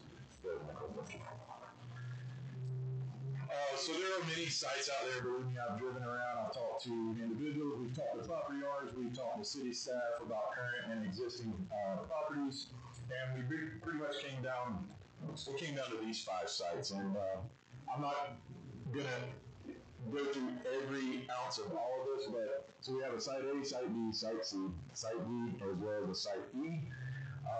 I have a general location of these, so in relationship with those measurables, where are they at in the city? Is it going to affect response time or not? Some are privately owned, some are currently city owned, and then obviously I listed the lot sizes there. A few of the questions that I anticipate that may come up either tonight or in the future from you all, the residents that I've probably already gotten in the community as well, is one of the big things is Patterson Park. The land acquisition that we just did with the north end of Patterson Park. I put 5 acres here because that's about the usable site. The property took us more than 5 acres, but half of it is water. So we kind of put that in there as a possibility. We like that as we initially talked about some of those, but it really, I feel like, we feel like it would affect future accessibility or use for that property, right? There's probably something that's more suitable there that's, as it being, a part of the park there. So that's one question I anticipate getting, and I'll be glad to answer any questions with that. There was a pretty good sized parcel in South Fort Meade off of Highway 17 and 9th Street. The purchase price for that has continued to go up, and about 1.5 acres of that is wetland. So you're paying for a property that is low and wet. I briefly mentioned a minute ago the 1.5 acres. It's at Highway 17 and 5th Street Northeast. If you're a Fort Meade resident and have been here your whole life, you may remember that as the old Davis property. So there was an old Grove barn there. It would sit right beside O'Reilly's. That was a feasible option initially, and then the price just continued to climb and climb and climb. So again, and you'll see here in the next slide, the rubric, kind of that decision-making process. We didn't rule it out, but that exponential cost of purchasing that property was up. Basically, how we measured it, just so everybody's aware that we just put a pin on the map. Response time improvement. All of these have a 0 to 15 rating scale in this rubric. Access to major roads, parcel size, acquisition cost, infrastructure readiness. So, what's already there? Are we going to save some initial upfront costs if we already have some infrastructure there? And then community support. So here you can see the scoring rubric, so it's transparent for all to view and entered into the public record. So response time, again, all these measurables are on the left column there. And I can see, I didn't catch this earlier, I apologize, I kind of overlapped some stuff there, so some of you guys can post something to me for that, but I believe it's still legible. So site A, site B, site C, site D, and site E, each one of those were measured based off that rubric and that measurable with a total cost, a total grade at the bottom. Site A and site E score highest overall, each reaching the maximum based on rubric metrics and operational considerations. Site B is variable but less cost efficient and requires zoning changes. Site C and D score lowest due to infrastructure gaps and higher or possibly out of operation acquisition costs.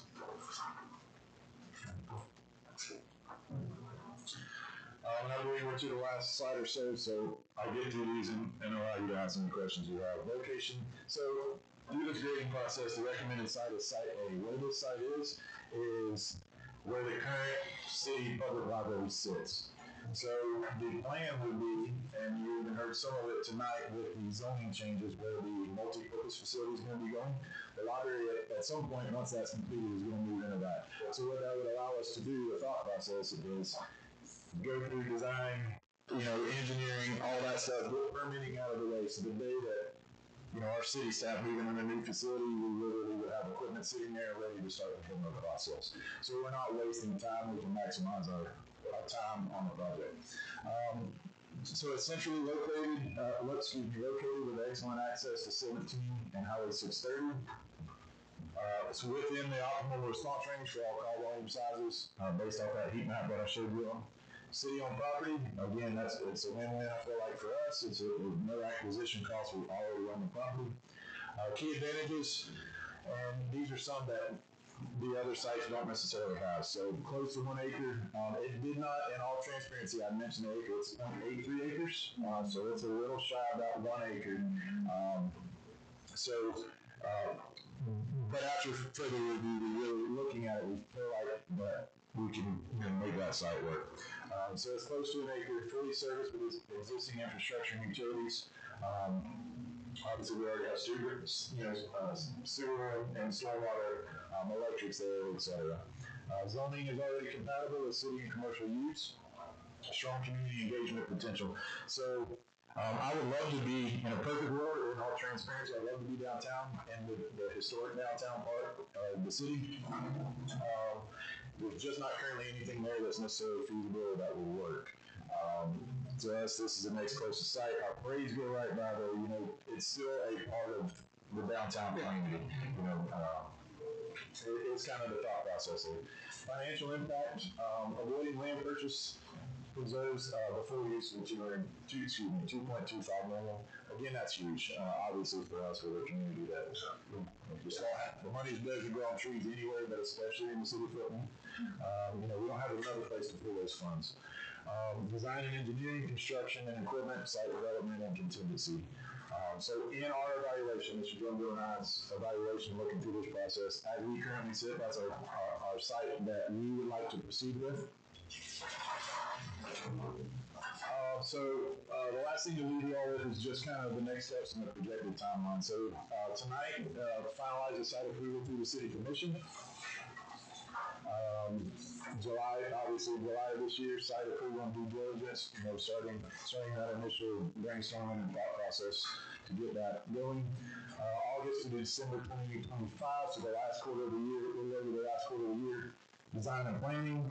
The fall of this coming year, permitting and bidding, and then the spring of 2027 construction start, and then targeted completion mid to late 2028.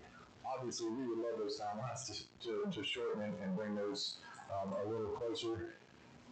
Just trying to be realistic with the outlook on where those timelines may be. I feel like it's easier to come back to you all and say, hey, things are progressing, we're moving along, than have to stand in front of you and say, for this reason and this reason, things are dragging. So, I believe that's it. I'll stand for any questions that you have. I don't forget anything. That's short for me. That's all the laughter. That's all the laughter. Thank you. Any questions at all? No questions. Thank you. Thank you for the update. I appreciate it. Yes, sir. Well, no, I was just about to say this. I think we'll entertain a motion to allow us to proceed here because, as we mentioned, as the chief mentioned, the library, we want to get Kylie out of the library and get that project built for the multipurpose center, and then immediately come in behind that with the fire station, which will already be designed and we think laid out, and so then we can really get a true cost. I also think that the way this is structured will help you all get into the cycle for another appropriation because I think you'll need it. Okay, it's not enough funding, and so I think you'll need some additional dollars, and you'll be able to true that number up to see what the true cost is or that gap from what you currently have from the existing appropriations. Great project, good location to move this forward. Want to make sure that this is a quality turnover for you. I think you'll be presented with a decision to make on what to do with your current fire station in a couple of years, but that's a good problem to have.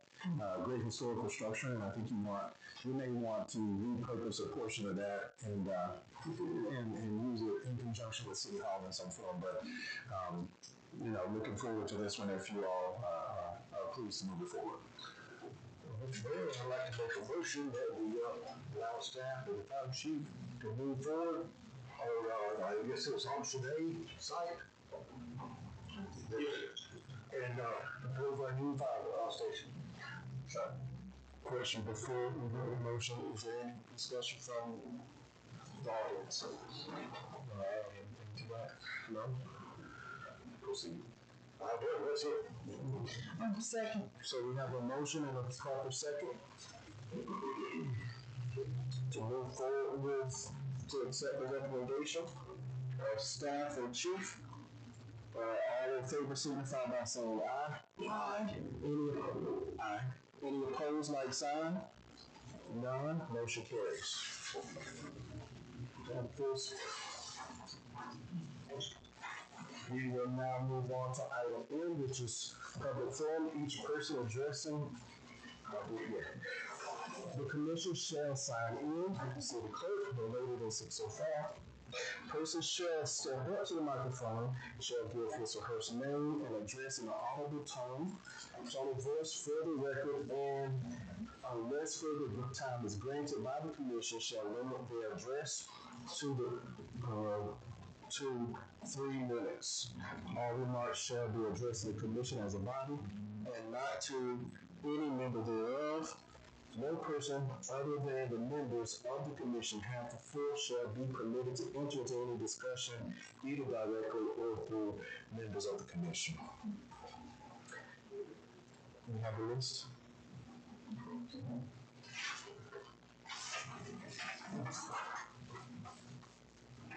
Matthew Taylor.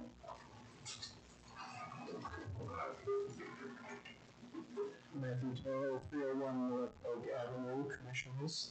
Thank you for all you do. Mr. Brembo. Sorry to see you go. So, 2 things.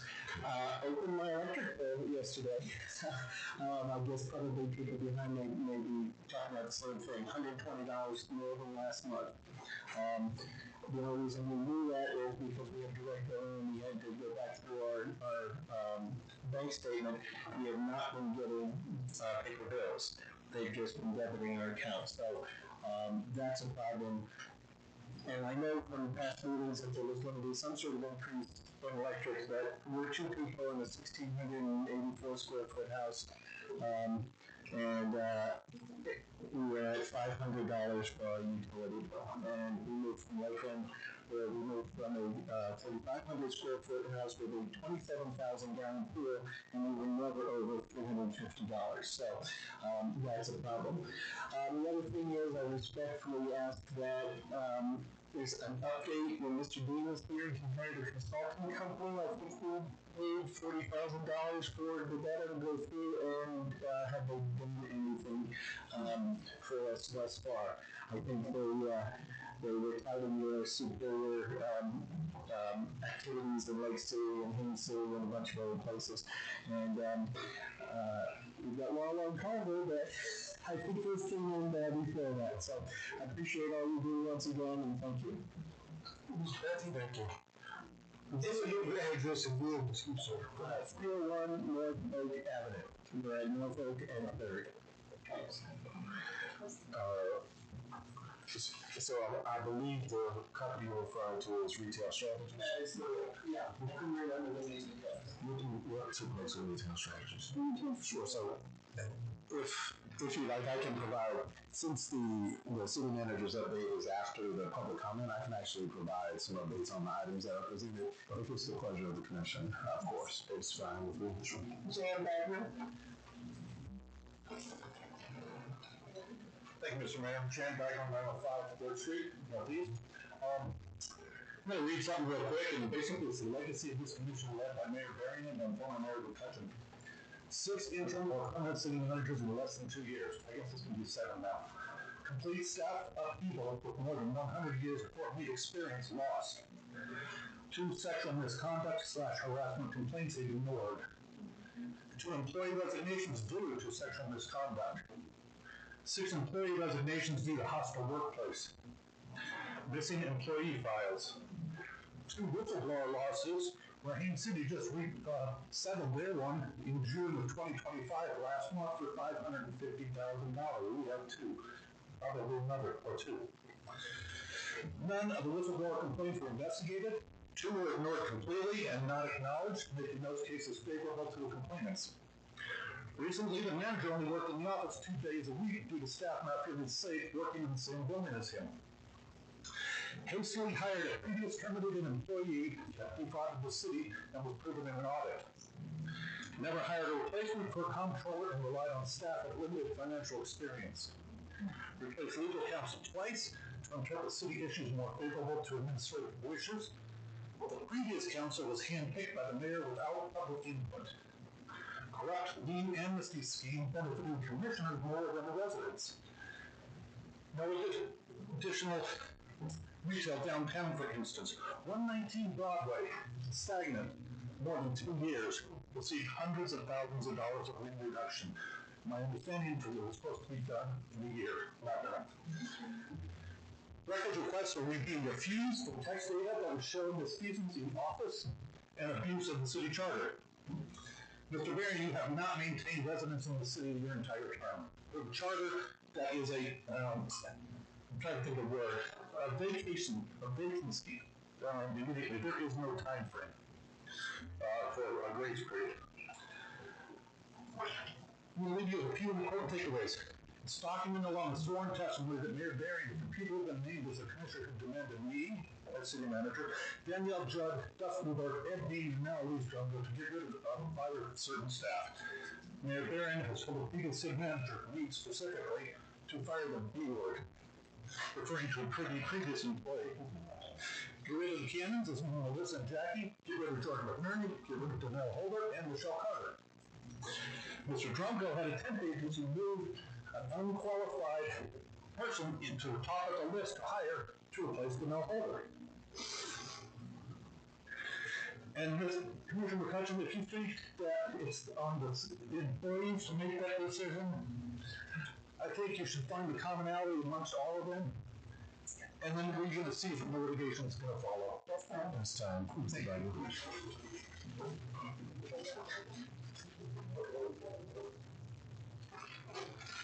All right, next.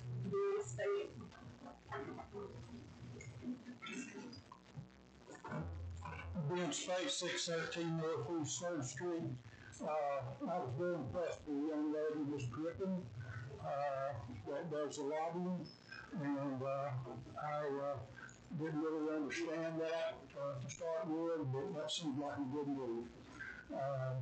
Chief of Behar, he's a very impressive man. Every time I've heard him, he has been an absolute professional. He's had everything laid out so it flowed, and I think we have done a great job having him as our fire chief. Mr. Bankston was sitting in the back. He left early. But I know I've been watching him for years come up here and request help with something where he lives. And I would urge this commission to find a way to help him somehow. Okay? He's an extremely nice man.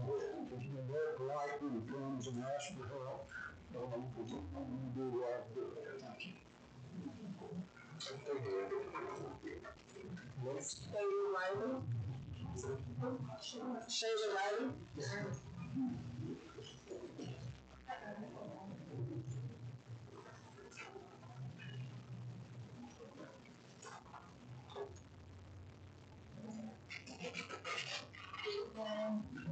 Shayla Riley, 425 South Fitch Avenue, City of Portland. We're here now. 7 city managers, 2 years, because I love the residents that can run people up. The continuous drama, lies. Yeah, we sit on the new Edmonds. As a resident of Fort Lee for 35 years now, I have a different view and a different story of Fort Lee. I was in the 4th grade in the clemency on the steps of City Hall. My leader came and basically took some information, but in return. My sister was in high school, 92, 93, 94, and I still vaguely remember that we sit or sat at our football stadium separated. The middle was for what I would say elites or the rich. The south end was for blacks. As town here is separated by the way, but if you ask, depending on who you ask, they'll tell you, this is the black section, this is the white section. So when we talk about division as if it was never here, that's not true. We've never really been united. There's always been some type of division to some type of level. The vice mayor was stated in the newspaper, stated, I have black friends, I don't see color. We'll tell them in this family. But you gotta see color, right? Because if I'm asking you for help to find my phone, I'm gonna describe my phone as black and white with spots. And it's gonna say burger and white at the bottom of it.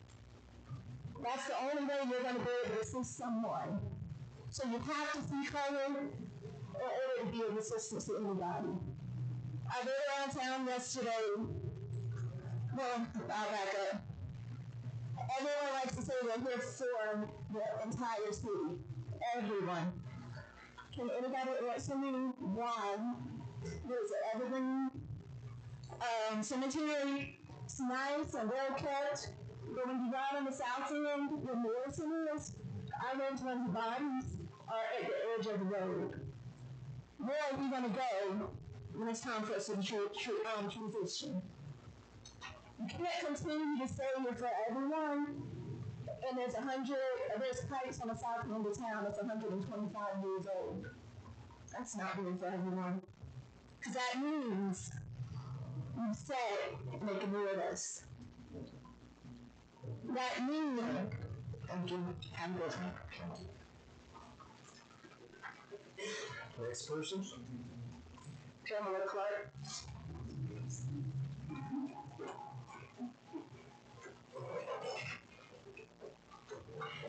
Good evening, Pamela Clark.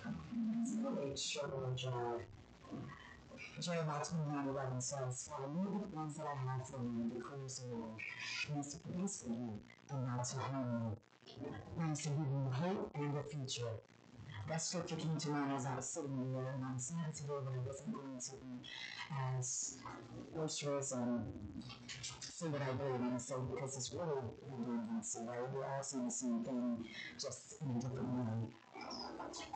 But that scripture is for Mr. Drumgo and to all of you administrators and staff that have decided to not be Geppettos in the world of puppets and beekeepers.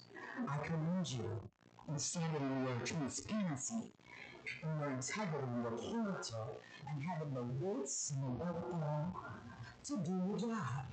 We say a lot of things in this community and on social media. They wouldn't be able to take it because there is no emotional intelligence. And the fact that some of us have continued to be puppets in a community where we really need to come together. Just being back here over 30 plus years gone, to be back here for 2 years, and I said it before and I'll say it again, they say it's no place like home. Well, for me, that it's not a good feeling.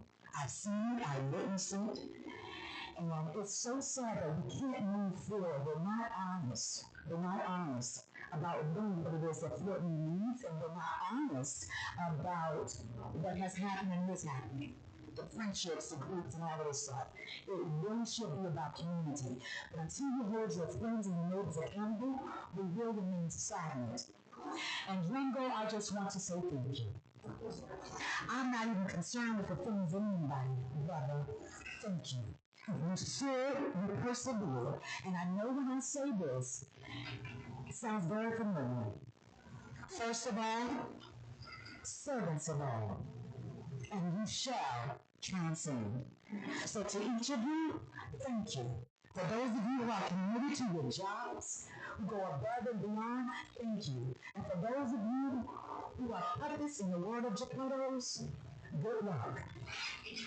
Some of us are not as easily to show down. Anyone else? Wanda Whitehurst.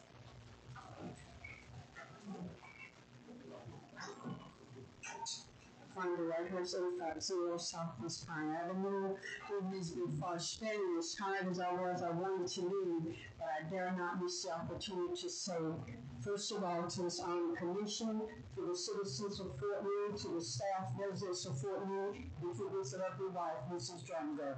I commend you for not being in a personal level, but a very professional level. I see you as a Proverbs 31 woman. Thank you for standing strong with your husband.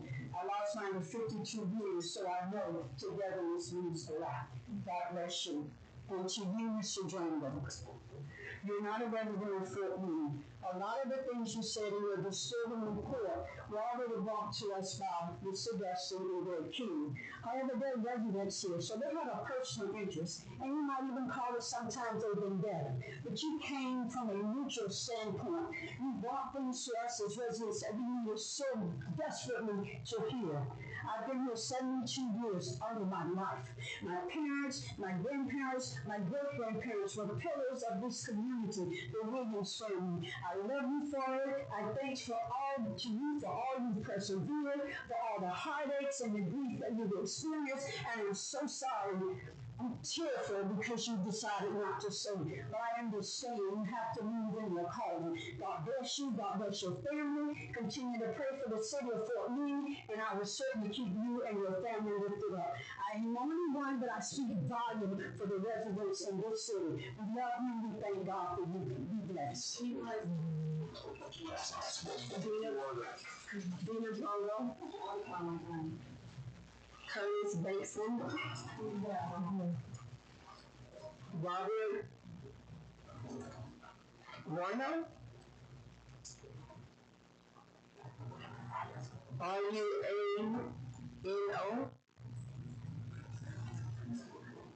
Mr. Okay. Well, that will conclude everyone who signed up on the sign-up sheet. Thank you for that.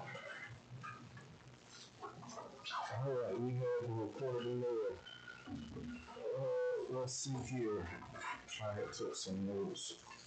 The first thing I want to report out, some of you have already seen it, but our local middle senior high school, for the second year in a row, has maintained a school grade of a B. That's right. That's worth celebrating. That is worth celebrating.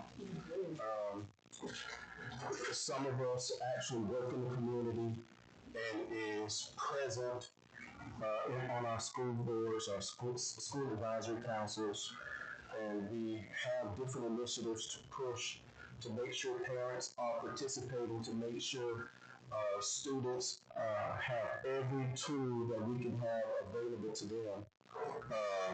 And we've been fortunate and blessed to have a great administration at the high school in the leadership of Matthew Blankenship. And now we have a new leadership. We have all the confidence in his ability to continue to lead us in that direction.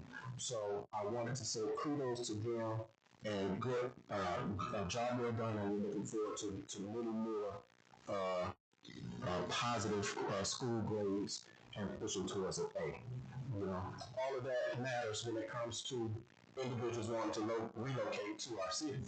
They want to have the confidence and know that we're bringing their children to a education system that will benefit their children. And so that is not taken lightly, and we appreciate the efforts of Matthew Blankenship and wish him well as he travel on to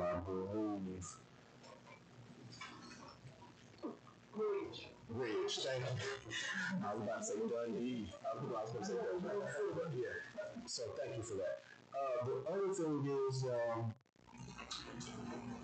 as far as it goes, I wanted to make a statement regarding 4th of July fireworks. I know a lot of people were disappointed in how that unfolded.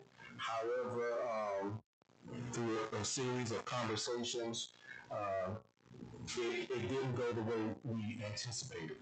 And so we apologize. We did everything as the commission in our power to put us in a position to have fireworks after previous administration left that budgeted item out. And so it was no mistake on our part. We read the reports. The reports came back showing, really volatile weather. It did not happen that way. Were there things that we can learn from? Absolutely. However, we made the best decision at that time so that we can continue to put Fort Lee in the best possible light moving forward. And so I would like for Mr. Drumgo to, when he get to his report, to speak to where how the funds will be used for future use. Well, I'm going to throw this part in. And so, in trying to move the city forward, we were pushing hard for a strategic plan. And so, because we knew fireworks was so important to our residents and communities surrounding us, we get a lot of people from Hardin County to come down and participate in our firework display. We literally repurposed the funding that we had secured for that strategic plan so that we can incorporate fireworks. So I want to make sure we put out there that it was nothing, no oversights. It was not that no bills didn't get paid and all the ridiculous comments that were made regarding that. It was planned. We planned. It did not happen as we planned. Of course, it's Florida weather. Whether we make the decision 48 hours out or 24 hours out, we could definitely learn from that, right? And so, if he could speak to that part. The other thing I wanted to speak on is I have always maintained a residency in the city of Fort Lee. We had a records request for that. I answered it. There's a couple other records requests that I gotta send to. I've been researching and so on and so forth. But anybody that knows me knows that I do my best to always do the right thing. Now, guess what? I feel additional pressure to do the right thing, mainly because of who I am and how I was born. A lot of the things that has taken place on this commission has never taken place before. It's never been done. It's a double standard. Period, point blank. We have, throughout the time, my first year on this commission, we have never included, and I'm putting it on record, we have never included what conducted our meetings the way I did tonight. I did that because I was advised by our city attorney, right? So if there is a push from the community to hold us accountable, where was that push to hold all of the previous mayors and vice mayors accountable? Because we're only following their lead. They've been here for decades. This is my 4th or 5th year. This is Commissioner McCutcheon's 5th year. So there's that double standard. And whether you guys want to acknowledge or not, it's in your face. So I have no problem with being held to a high standard because I hold myself to it. And that's why I had no problem with conceding to the advice that our commission gave. Because guess what? It opened dialogue. I welcome the dialogue. I took notes from each time Mr. Spade came and addressed us. I tossed some things around and I wrote a note to research an aspect of it. That's because I want to be better, right? And so the badgering, all of that stuff that you heard tonight is old news. You can't teach an old dog new tricks, right? That's the same stuff they worked last time election cycle. The election cycle that I lost that time, that's the same stuff they did. They spread lies, they told mistruths. There is nobody here that is more of a unifier than I have been. I've worked with Mr. Spade. I've reached out to Mr. Devane and all these individuals, and all the initiatives that I've had, it's always been a diverse approach. And it's not my way or the highway. It's always been what's in the best interest of every single board that I've worked on. I've worked on some boards with a lot of people here, but each of them have had their personal experiences with me. So when I hear stuff like that, one ear and out the other, because I know the truth of his team. And that's it. Because I won't speak on it, because it's old news. Because if he did such a phenomenal job, he would still be here. Period, point blank. And that's all I would say regarding his statements.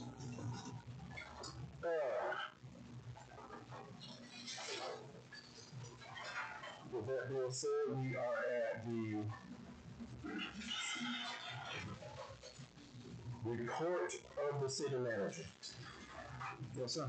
So it has been a long evening, and I will try not to be long-winded myself.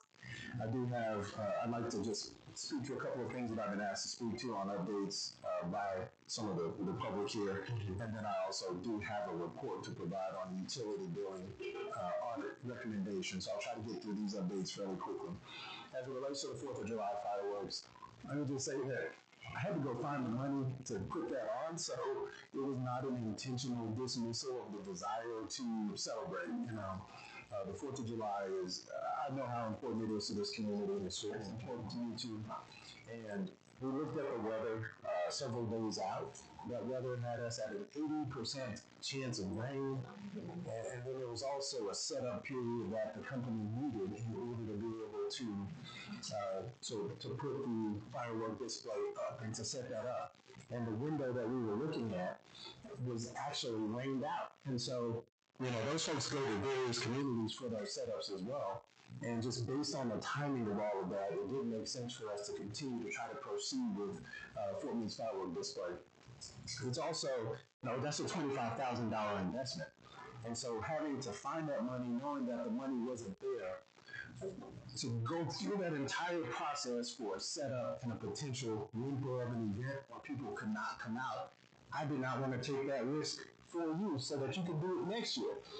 Because the decision of the commission was to roll it to next year for the 4th of July. So now we don't have to find the money. So in essence, you're left with a gift that you don't have to fight for these dollars next year, because you're going to have significant cost increases to your operating budget because of the services that you have to purchase. And so even leading into the day, we had a 50% chance of rain, and so the conditions ultimately did improve. But there were several communities around us that either delayed or just didn't do it. So, it wasn't just for me. And I'll say that I hope that y'all have a good one next year, and maybe you'll see us out. But let's just speak to some of the other public comments. Mr. Taylor, I hear you on your electric bill. Part of the reason why we have challenges with the electric bills for this month is because we have when you pull them, if you don't pull them consistently on the same date for meter reads, well, guess what? You get a couple of days added to that bill, which in turn, you see it as an increase. And so you may be paying for 40 days of service. You may be paying for 45 days of service.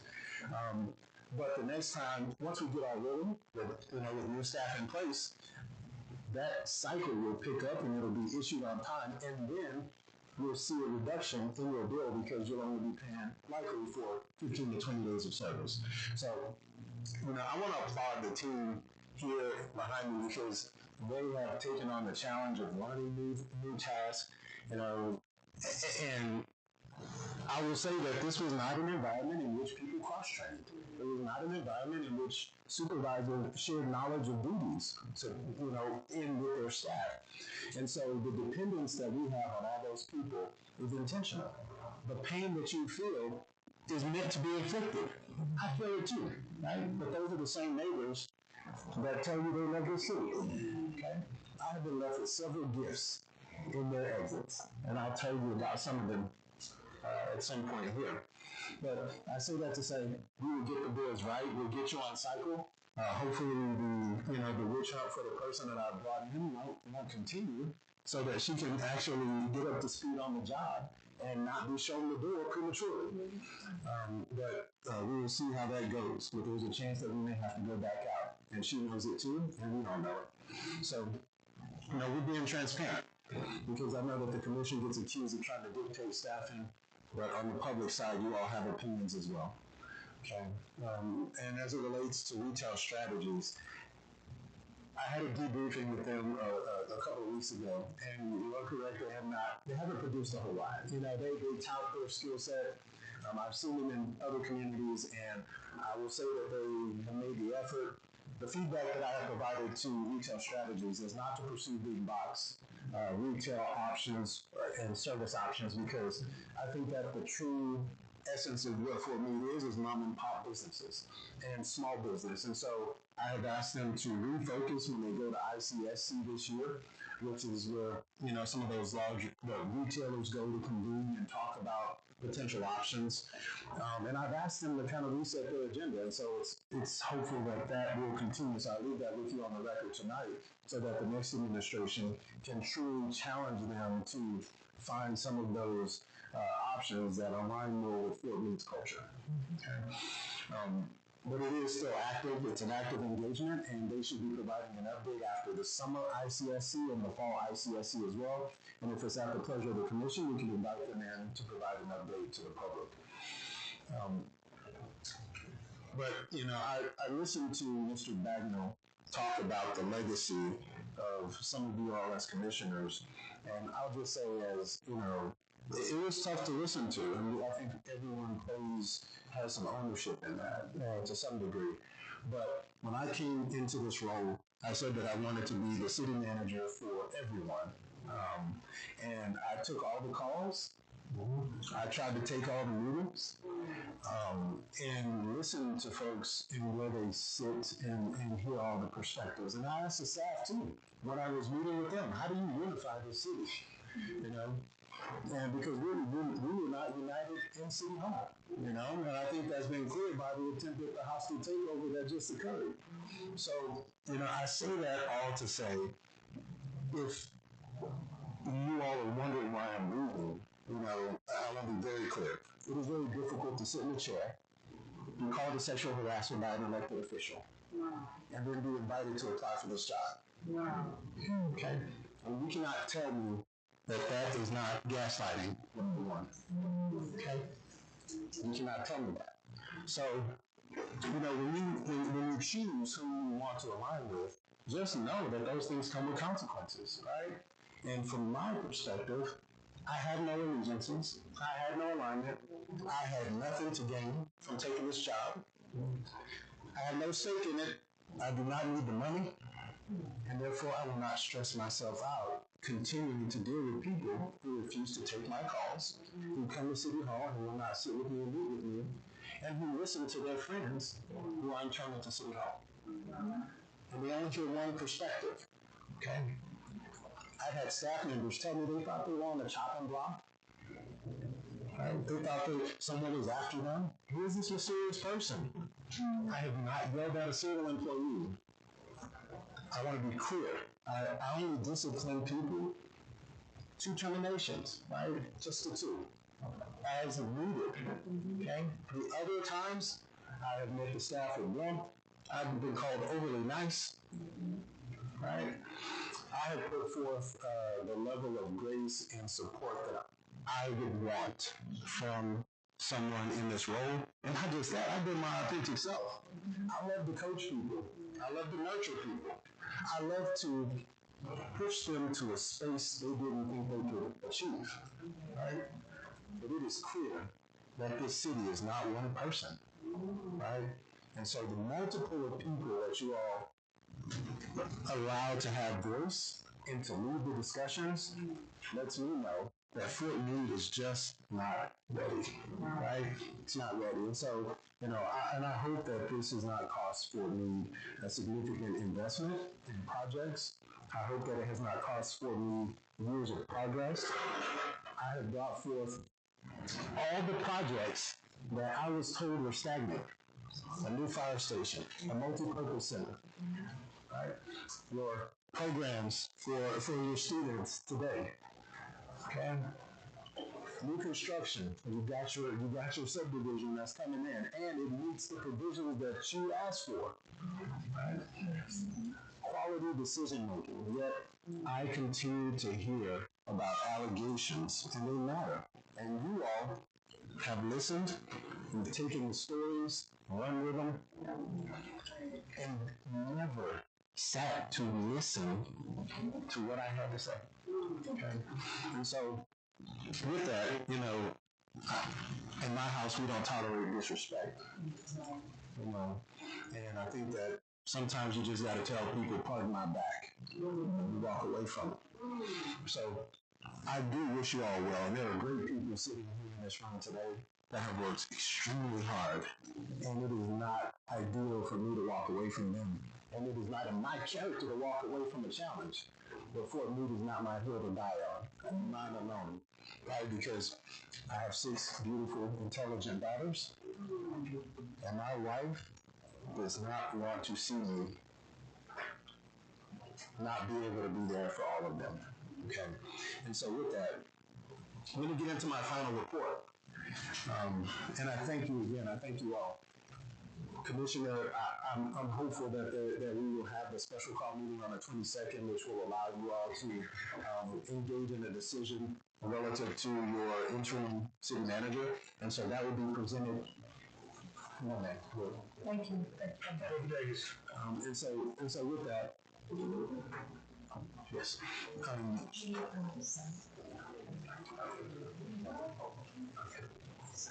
And so,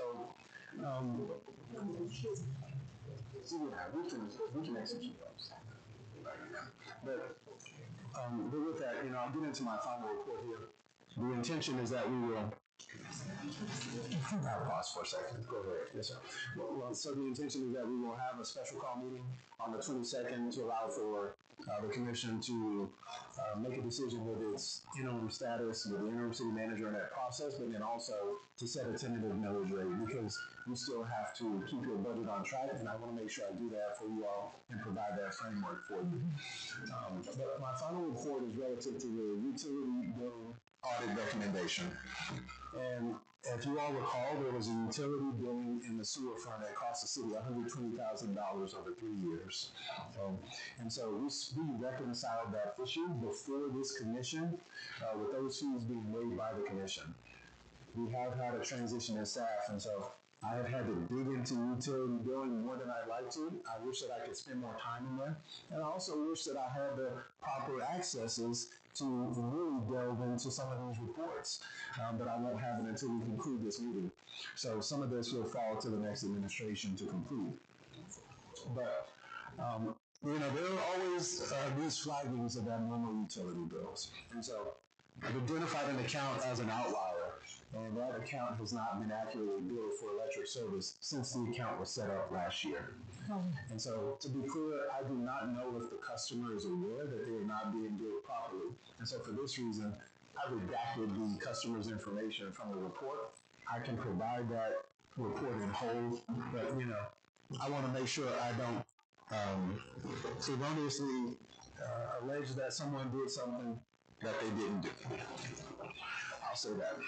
So this account is related to new construction of a single-family residence with the following timeline. Okay, this home was a permit was pulled for this home June 11th of last year. That resident was the builder of the home.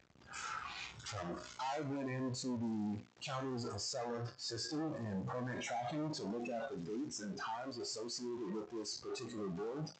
And so this person followed the process of paying for their permits while also establishing temporary power, having an electric meter installed in June of the same month, and then having an account set up in early July by a former employee.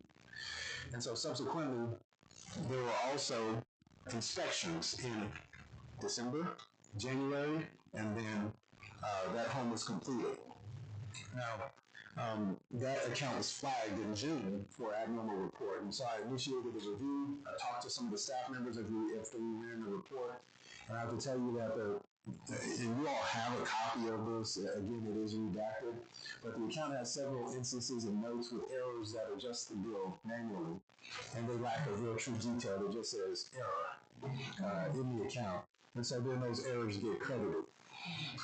The base fee for the services plus the tax gets backed out manually every month.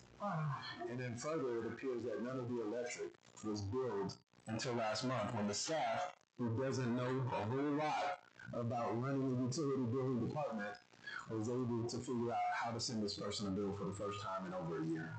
Okay? So we did send that bill.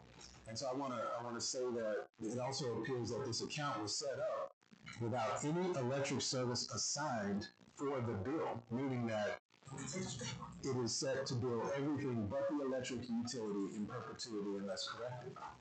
And only one person handled that account for the entire year. Okay. So I presented the file in confidence to several other, to meter readers, to other utility entities, and I wanted to make sure that I wasn't, again, pursuing something that did not have merit. I also provided the account for review to Florida Municipal Power Association, FMPA, and they're part of our cooperative. They provide us additional resources to support our electrical operations. And so the consensus between a lot of the users is that, we don't understand why this occurred. Right? We don't see why this happened. And they said it's either there's a level of intentionality that has to go into that, or there was an omission. But in my review, I realized that the employee had several opportunities to initiate billing if they so chose, right? If they chose to do that. And, the home had a pre-power inspection in December. The home had a final building inspection in July. And then every month after that, an abnormal flag would absolutely initiate for that account. And that person, again, we need to manually change the items on the account. And so not knowing if the person had a solar account, right, or any other reason, maybe the person hadn't moved in the house yet, a lot of other analysis or reasons for this to occur. I could not personally figure out why, and several other professionals could not figure out why this anomaly existed. And so, with that, I think at this juncture, the recommendation is to authorize an audit of the utility billing accounts to determine if there are additional errors, because these are hard to find. If they're intentionally set up, you gotta have an eye for it. You gotta have an eye for it. And so, I will say that the auditor will take us where we need to go and determine if there are additional errors in accounts and how the city might implement policies to prevent those errors from going forward. Okay, or those errors going forward after today. As I present that to you to say, I recommend that the City Commission authorize staff to gather proposals for a utility billing account audit. I did receive recommendations and an opportunity to I've talked to our auditors that we currently have in-house about it. And it just doesn't seem like something that they can really tackle, So I want to make sure that it's handled in by someone who's specifically in the utility space. So FMPA is offering 5 firms to us that we can select from, develop a scope of services, and determine the most cost-effective way to do it. But I do think that we need this audit. I think it may reveal other issues with utility billing. At minimum, there will be a review to provide with some policy recommendations on how to fix some of the current errors. And I want to be clear that the audit should occur on accounts established prior to June of this year. Right? Like the team that is in there working at it now, they're very diligent, they're honest people, and I do believe that they're working hard to try to fix the errors, which is a part of the reason why a lot of your bills are late. We don't want to send out your bills and you get the wrong bill. Or we want to make sure that it's flagged and reviewed properly. So I say that to say we're looking out for the people, looking out for you all on the business side to ensure that you don't have employees that are giving away this resource while others struggle to pay for it. So with that, I'll entertain a motion on recommendation to support this audit. And again, I may not be here to deliver it, but at least your staff will have direction relative to the audit process and how to proceed. And then at some point, if this is determined to be intentional, there will be a decision whether or not to file criminal charges for it, depending on how extensive it may be. But that will not be left to me to determine, if that's the case. I'm not saying for any questions. Questions? So, Mr. Drummer, thank you. Thank you for your diligence. And it's just hard for me to hear what you're sharing and to believe that a customer who is a builder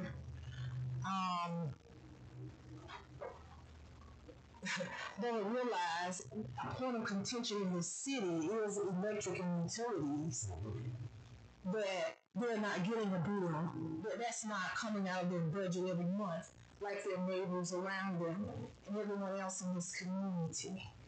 That's hard. As my mayor, you can't quote it on me when you believe that. They're well aware. And so it's disheartening.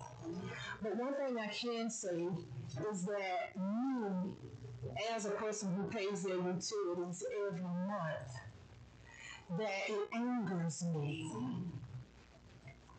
It angers me. It makes my blood boil to know that this level of theft, dishonesty.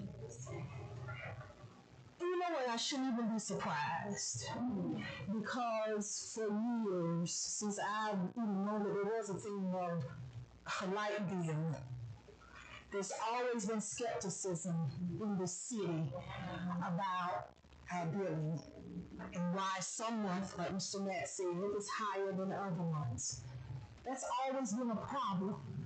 I knew there were some things going on, but I didn't have anybody to help me investigate it.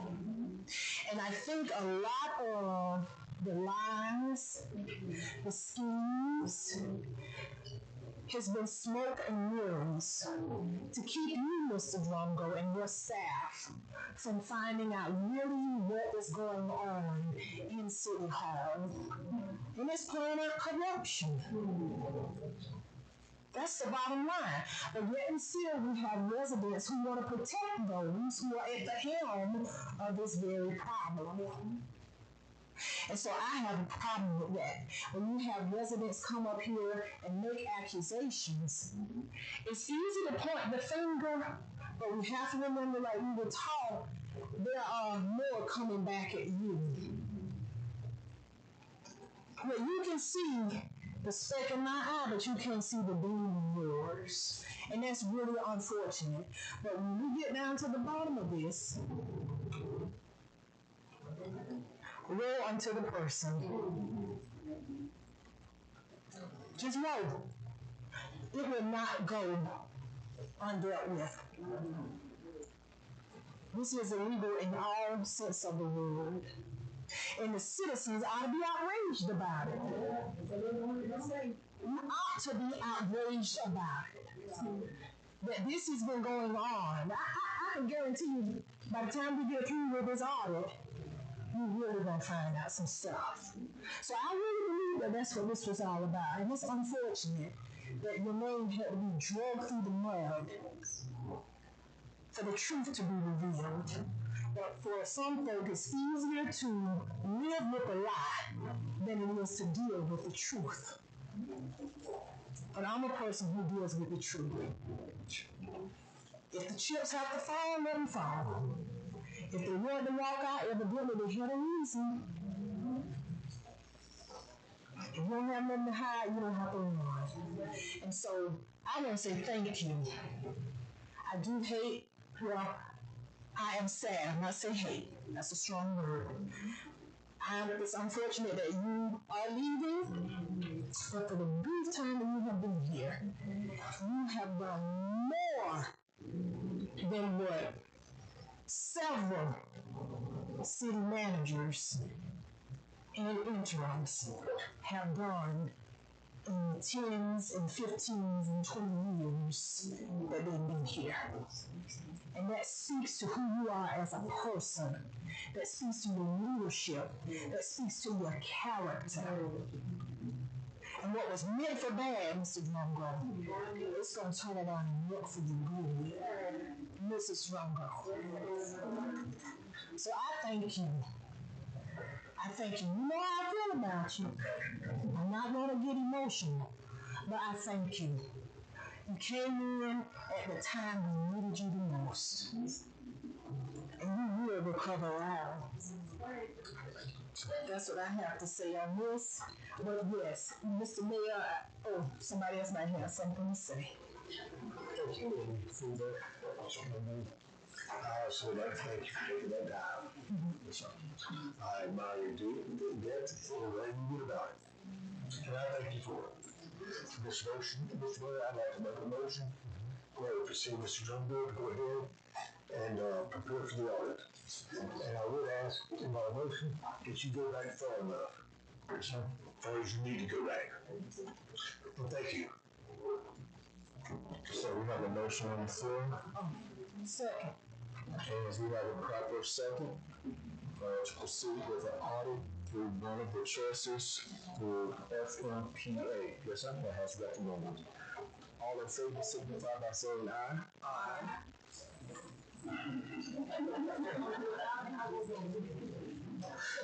Any opposed, like sign? None. Motion carries.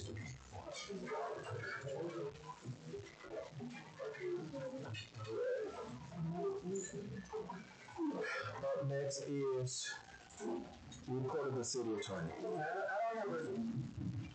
don't actually have a report, but I do have a kind of clarification because we had two members that were absent from the meeting today, so I just kind of wanted to bring it to the board's attention that there are some attorney general claims that have been placed on record for this, particularly number 2003-41.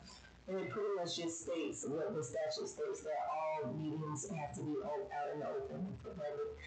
But you are allowed to have individuals vote electronically, by telephone, or any other means, right? As long as there is a quorum that is present here. So a quorum of our board would be 3, because we have a board of 5. So that would be, if there are exceptional circumstances like illness, or sometimes if there are other reasons that a person is not physically able to be here, the board would kind of just make a governing rule to decide how to handle that. So we don't have a physical policy in place right now, but it would be something I think that you guys should kind of consider to get your minds wrapped around, maybe figuring out some type of policy, and I can obviously help you draft that so that would allow for individuals to be able to vote if they are not here. And that can be, we need to physically see them, the public needs to be able to see them and hear them. It can be a cloud of parameters that are set around it, but I do think it's something that the board should think about adopting a formal policy on. I researched before too, I do understand what you said. What I was reading too is like a conference call. And I know we do have a phone here somewhere that has that capability of now and we've had that in the past. Really question. Now, we've done it before, because you voted over finding me in the hospital and getting your chest cut open, which I thought it was illegal. But the lawyer said it was allowed. So we have done it before. Yeah, so it is allowed, and we just need to make sure that we come up with a policy. I don't know if it was there, but y'all have it. But the only real issue with the legality on it is whether or not we have a forum that's sitting in public in person. As long as we have that, you all would decide as a board that it's okay. Okay, thank you.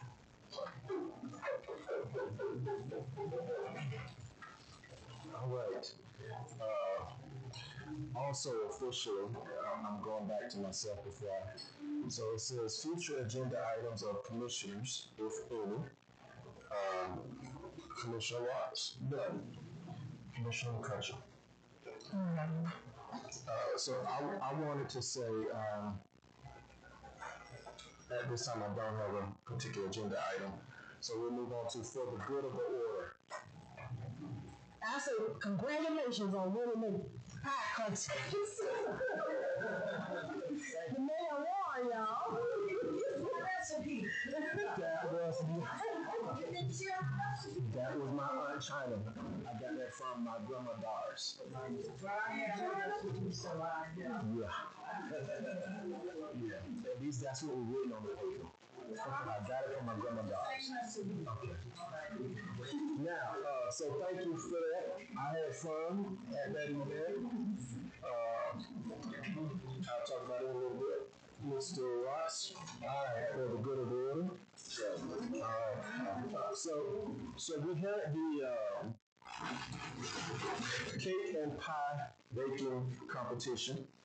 And correct, I did win the pie. I entered a buttermilk pecan pie. And it went well with the people who was taste testing. And then individuals wanted to purchase, and then I've been tasked with preparing one for a board meeting that I have. Oh, okay, this one. I told them not to hold me to it. Oh. Not this one. Oh. No, not this one. But the cornhole tournament also went well. I'm competitive, but I did do well in this. So winning the pie competition, sort of stroked my ego from getting eliminated within 45 minutes of this cornhole tournament. But it went well. The people had a good time. The vendors, it was nice. We did catch rain at the end, but that was the purpose of us relocating it to where it was so that the boards wouldn't get wet. I found out another thing. I gotta really invest in a real good board and bean bags. I didn't know that they were regulated. But anyway, it was still fun. And so we're looking to do it again. I think hopefully we're planning for the month of September. So for everybody who want to participate, I'm telling you, we'll have a good time. The other thing is I wanted to officially, I actually met, Lord, I forgot your name. Tell me what I'm doing. Nicole Patterson and Miss Gloria, that's it, Nelson today. So I want to officially welcome you guys aboard and thank you for stepping into these roles. And I know you guys will do a good job. So thank you. And I believe that's it for the good of the order. If nothing further, I'll entertain a motion to adjourn. So moved. Second. We have a motion and a second to adjourn. First, before we adjourn, our next meeting, should I say tentatively, July 22nd, 6 p.m. Yes, sir. Okay, with then our regular scheduled meeting for August 12th, 2025 at 6 p.m. If all hearts and minds are clear, I entertain a motion to adjourn. So move. We are adjourned.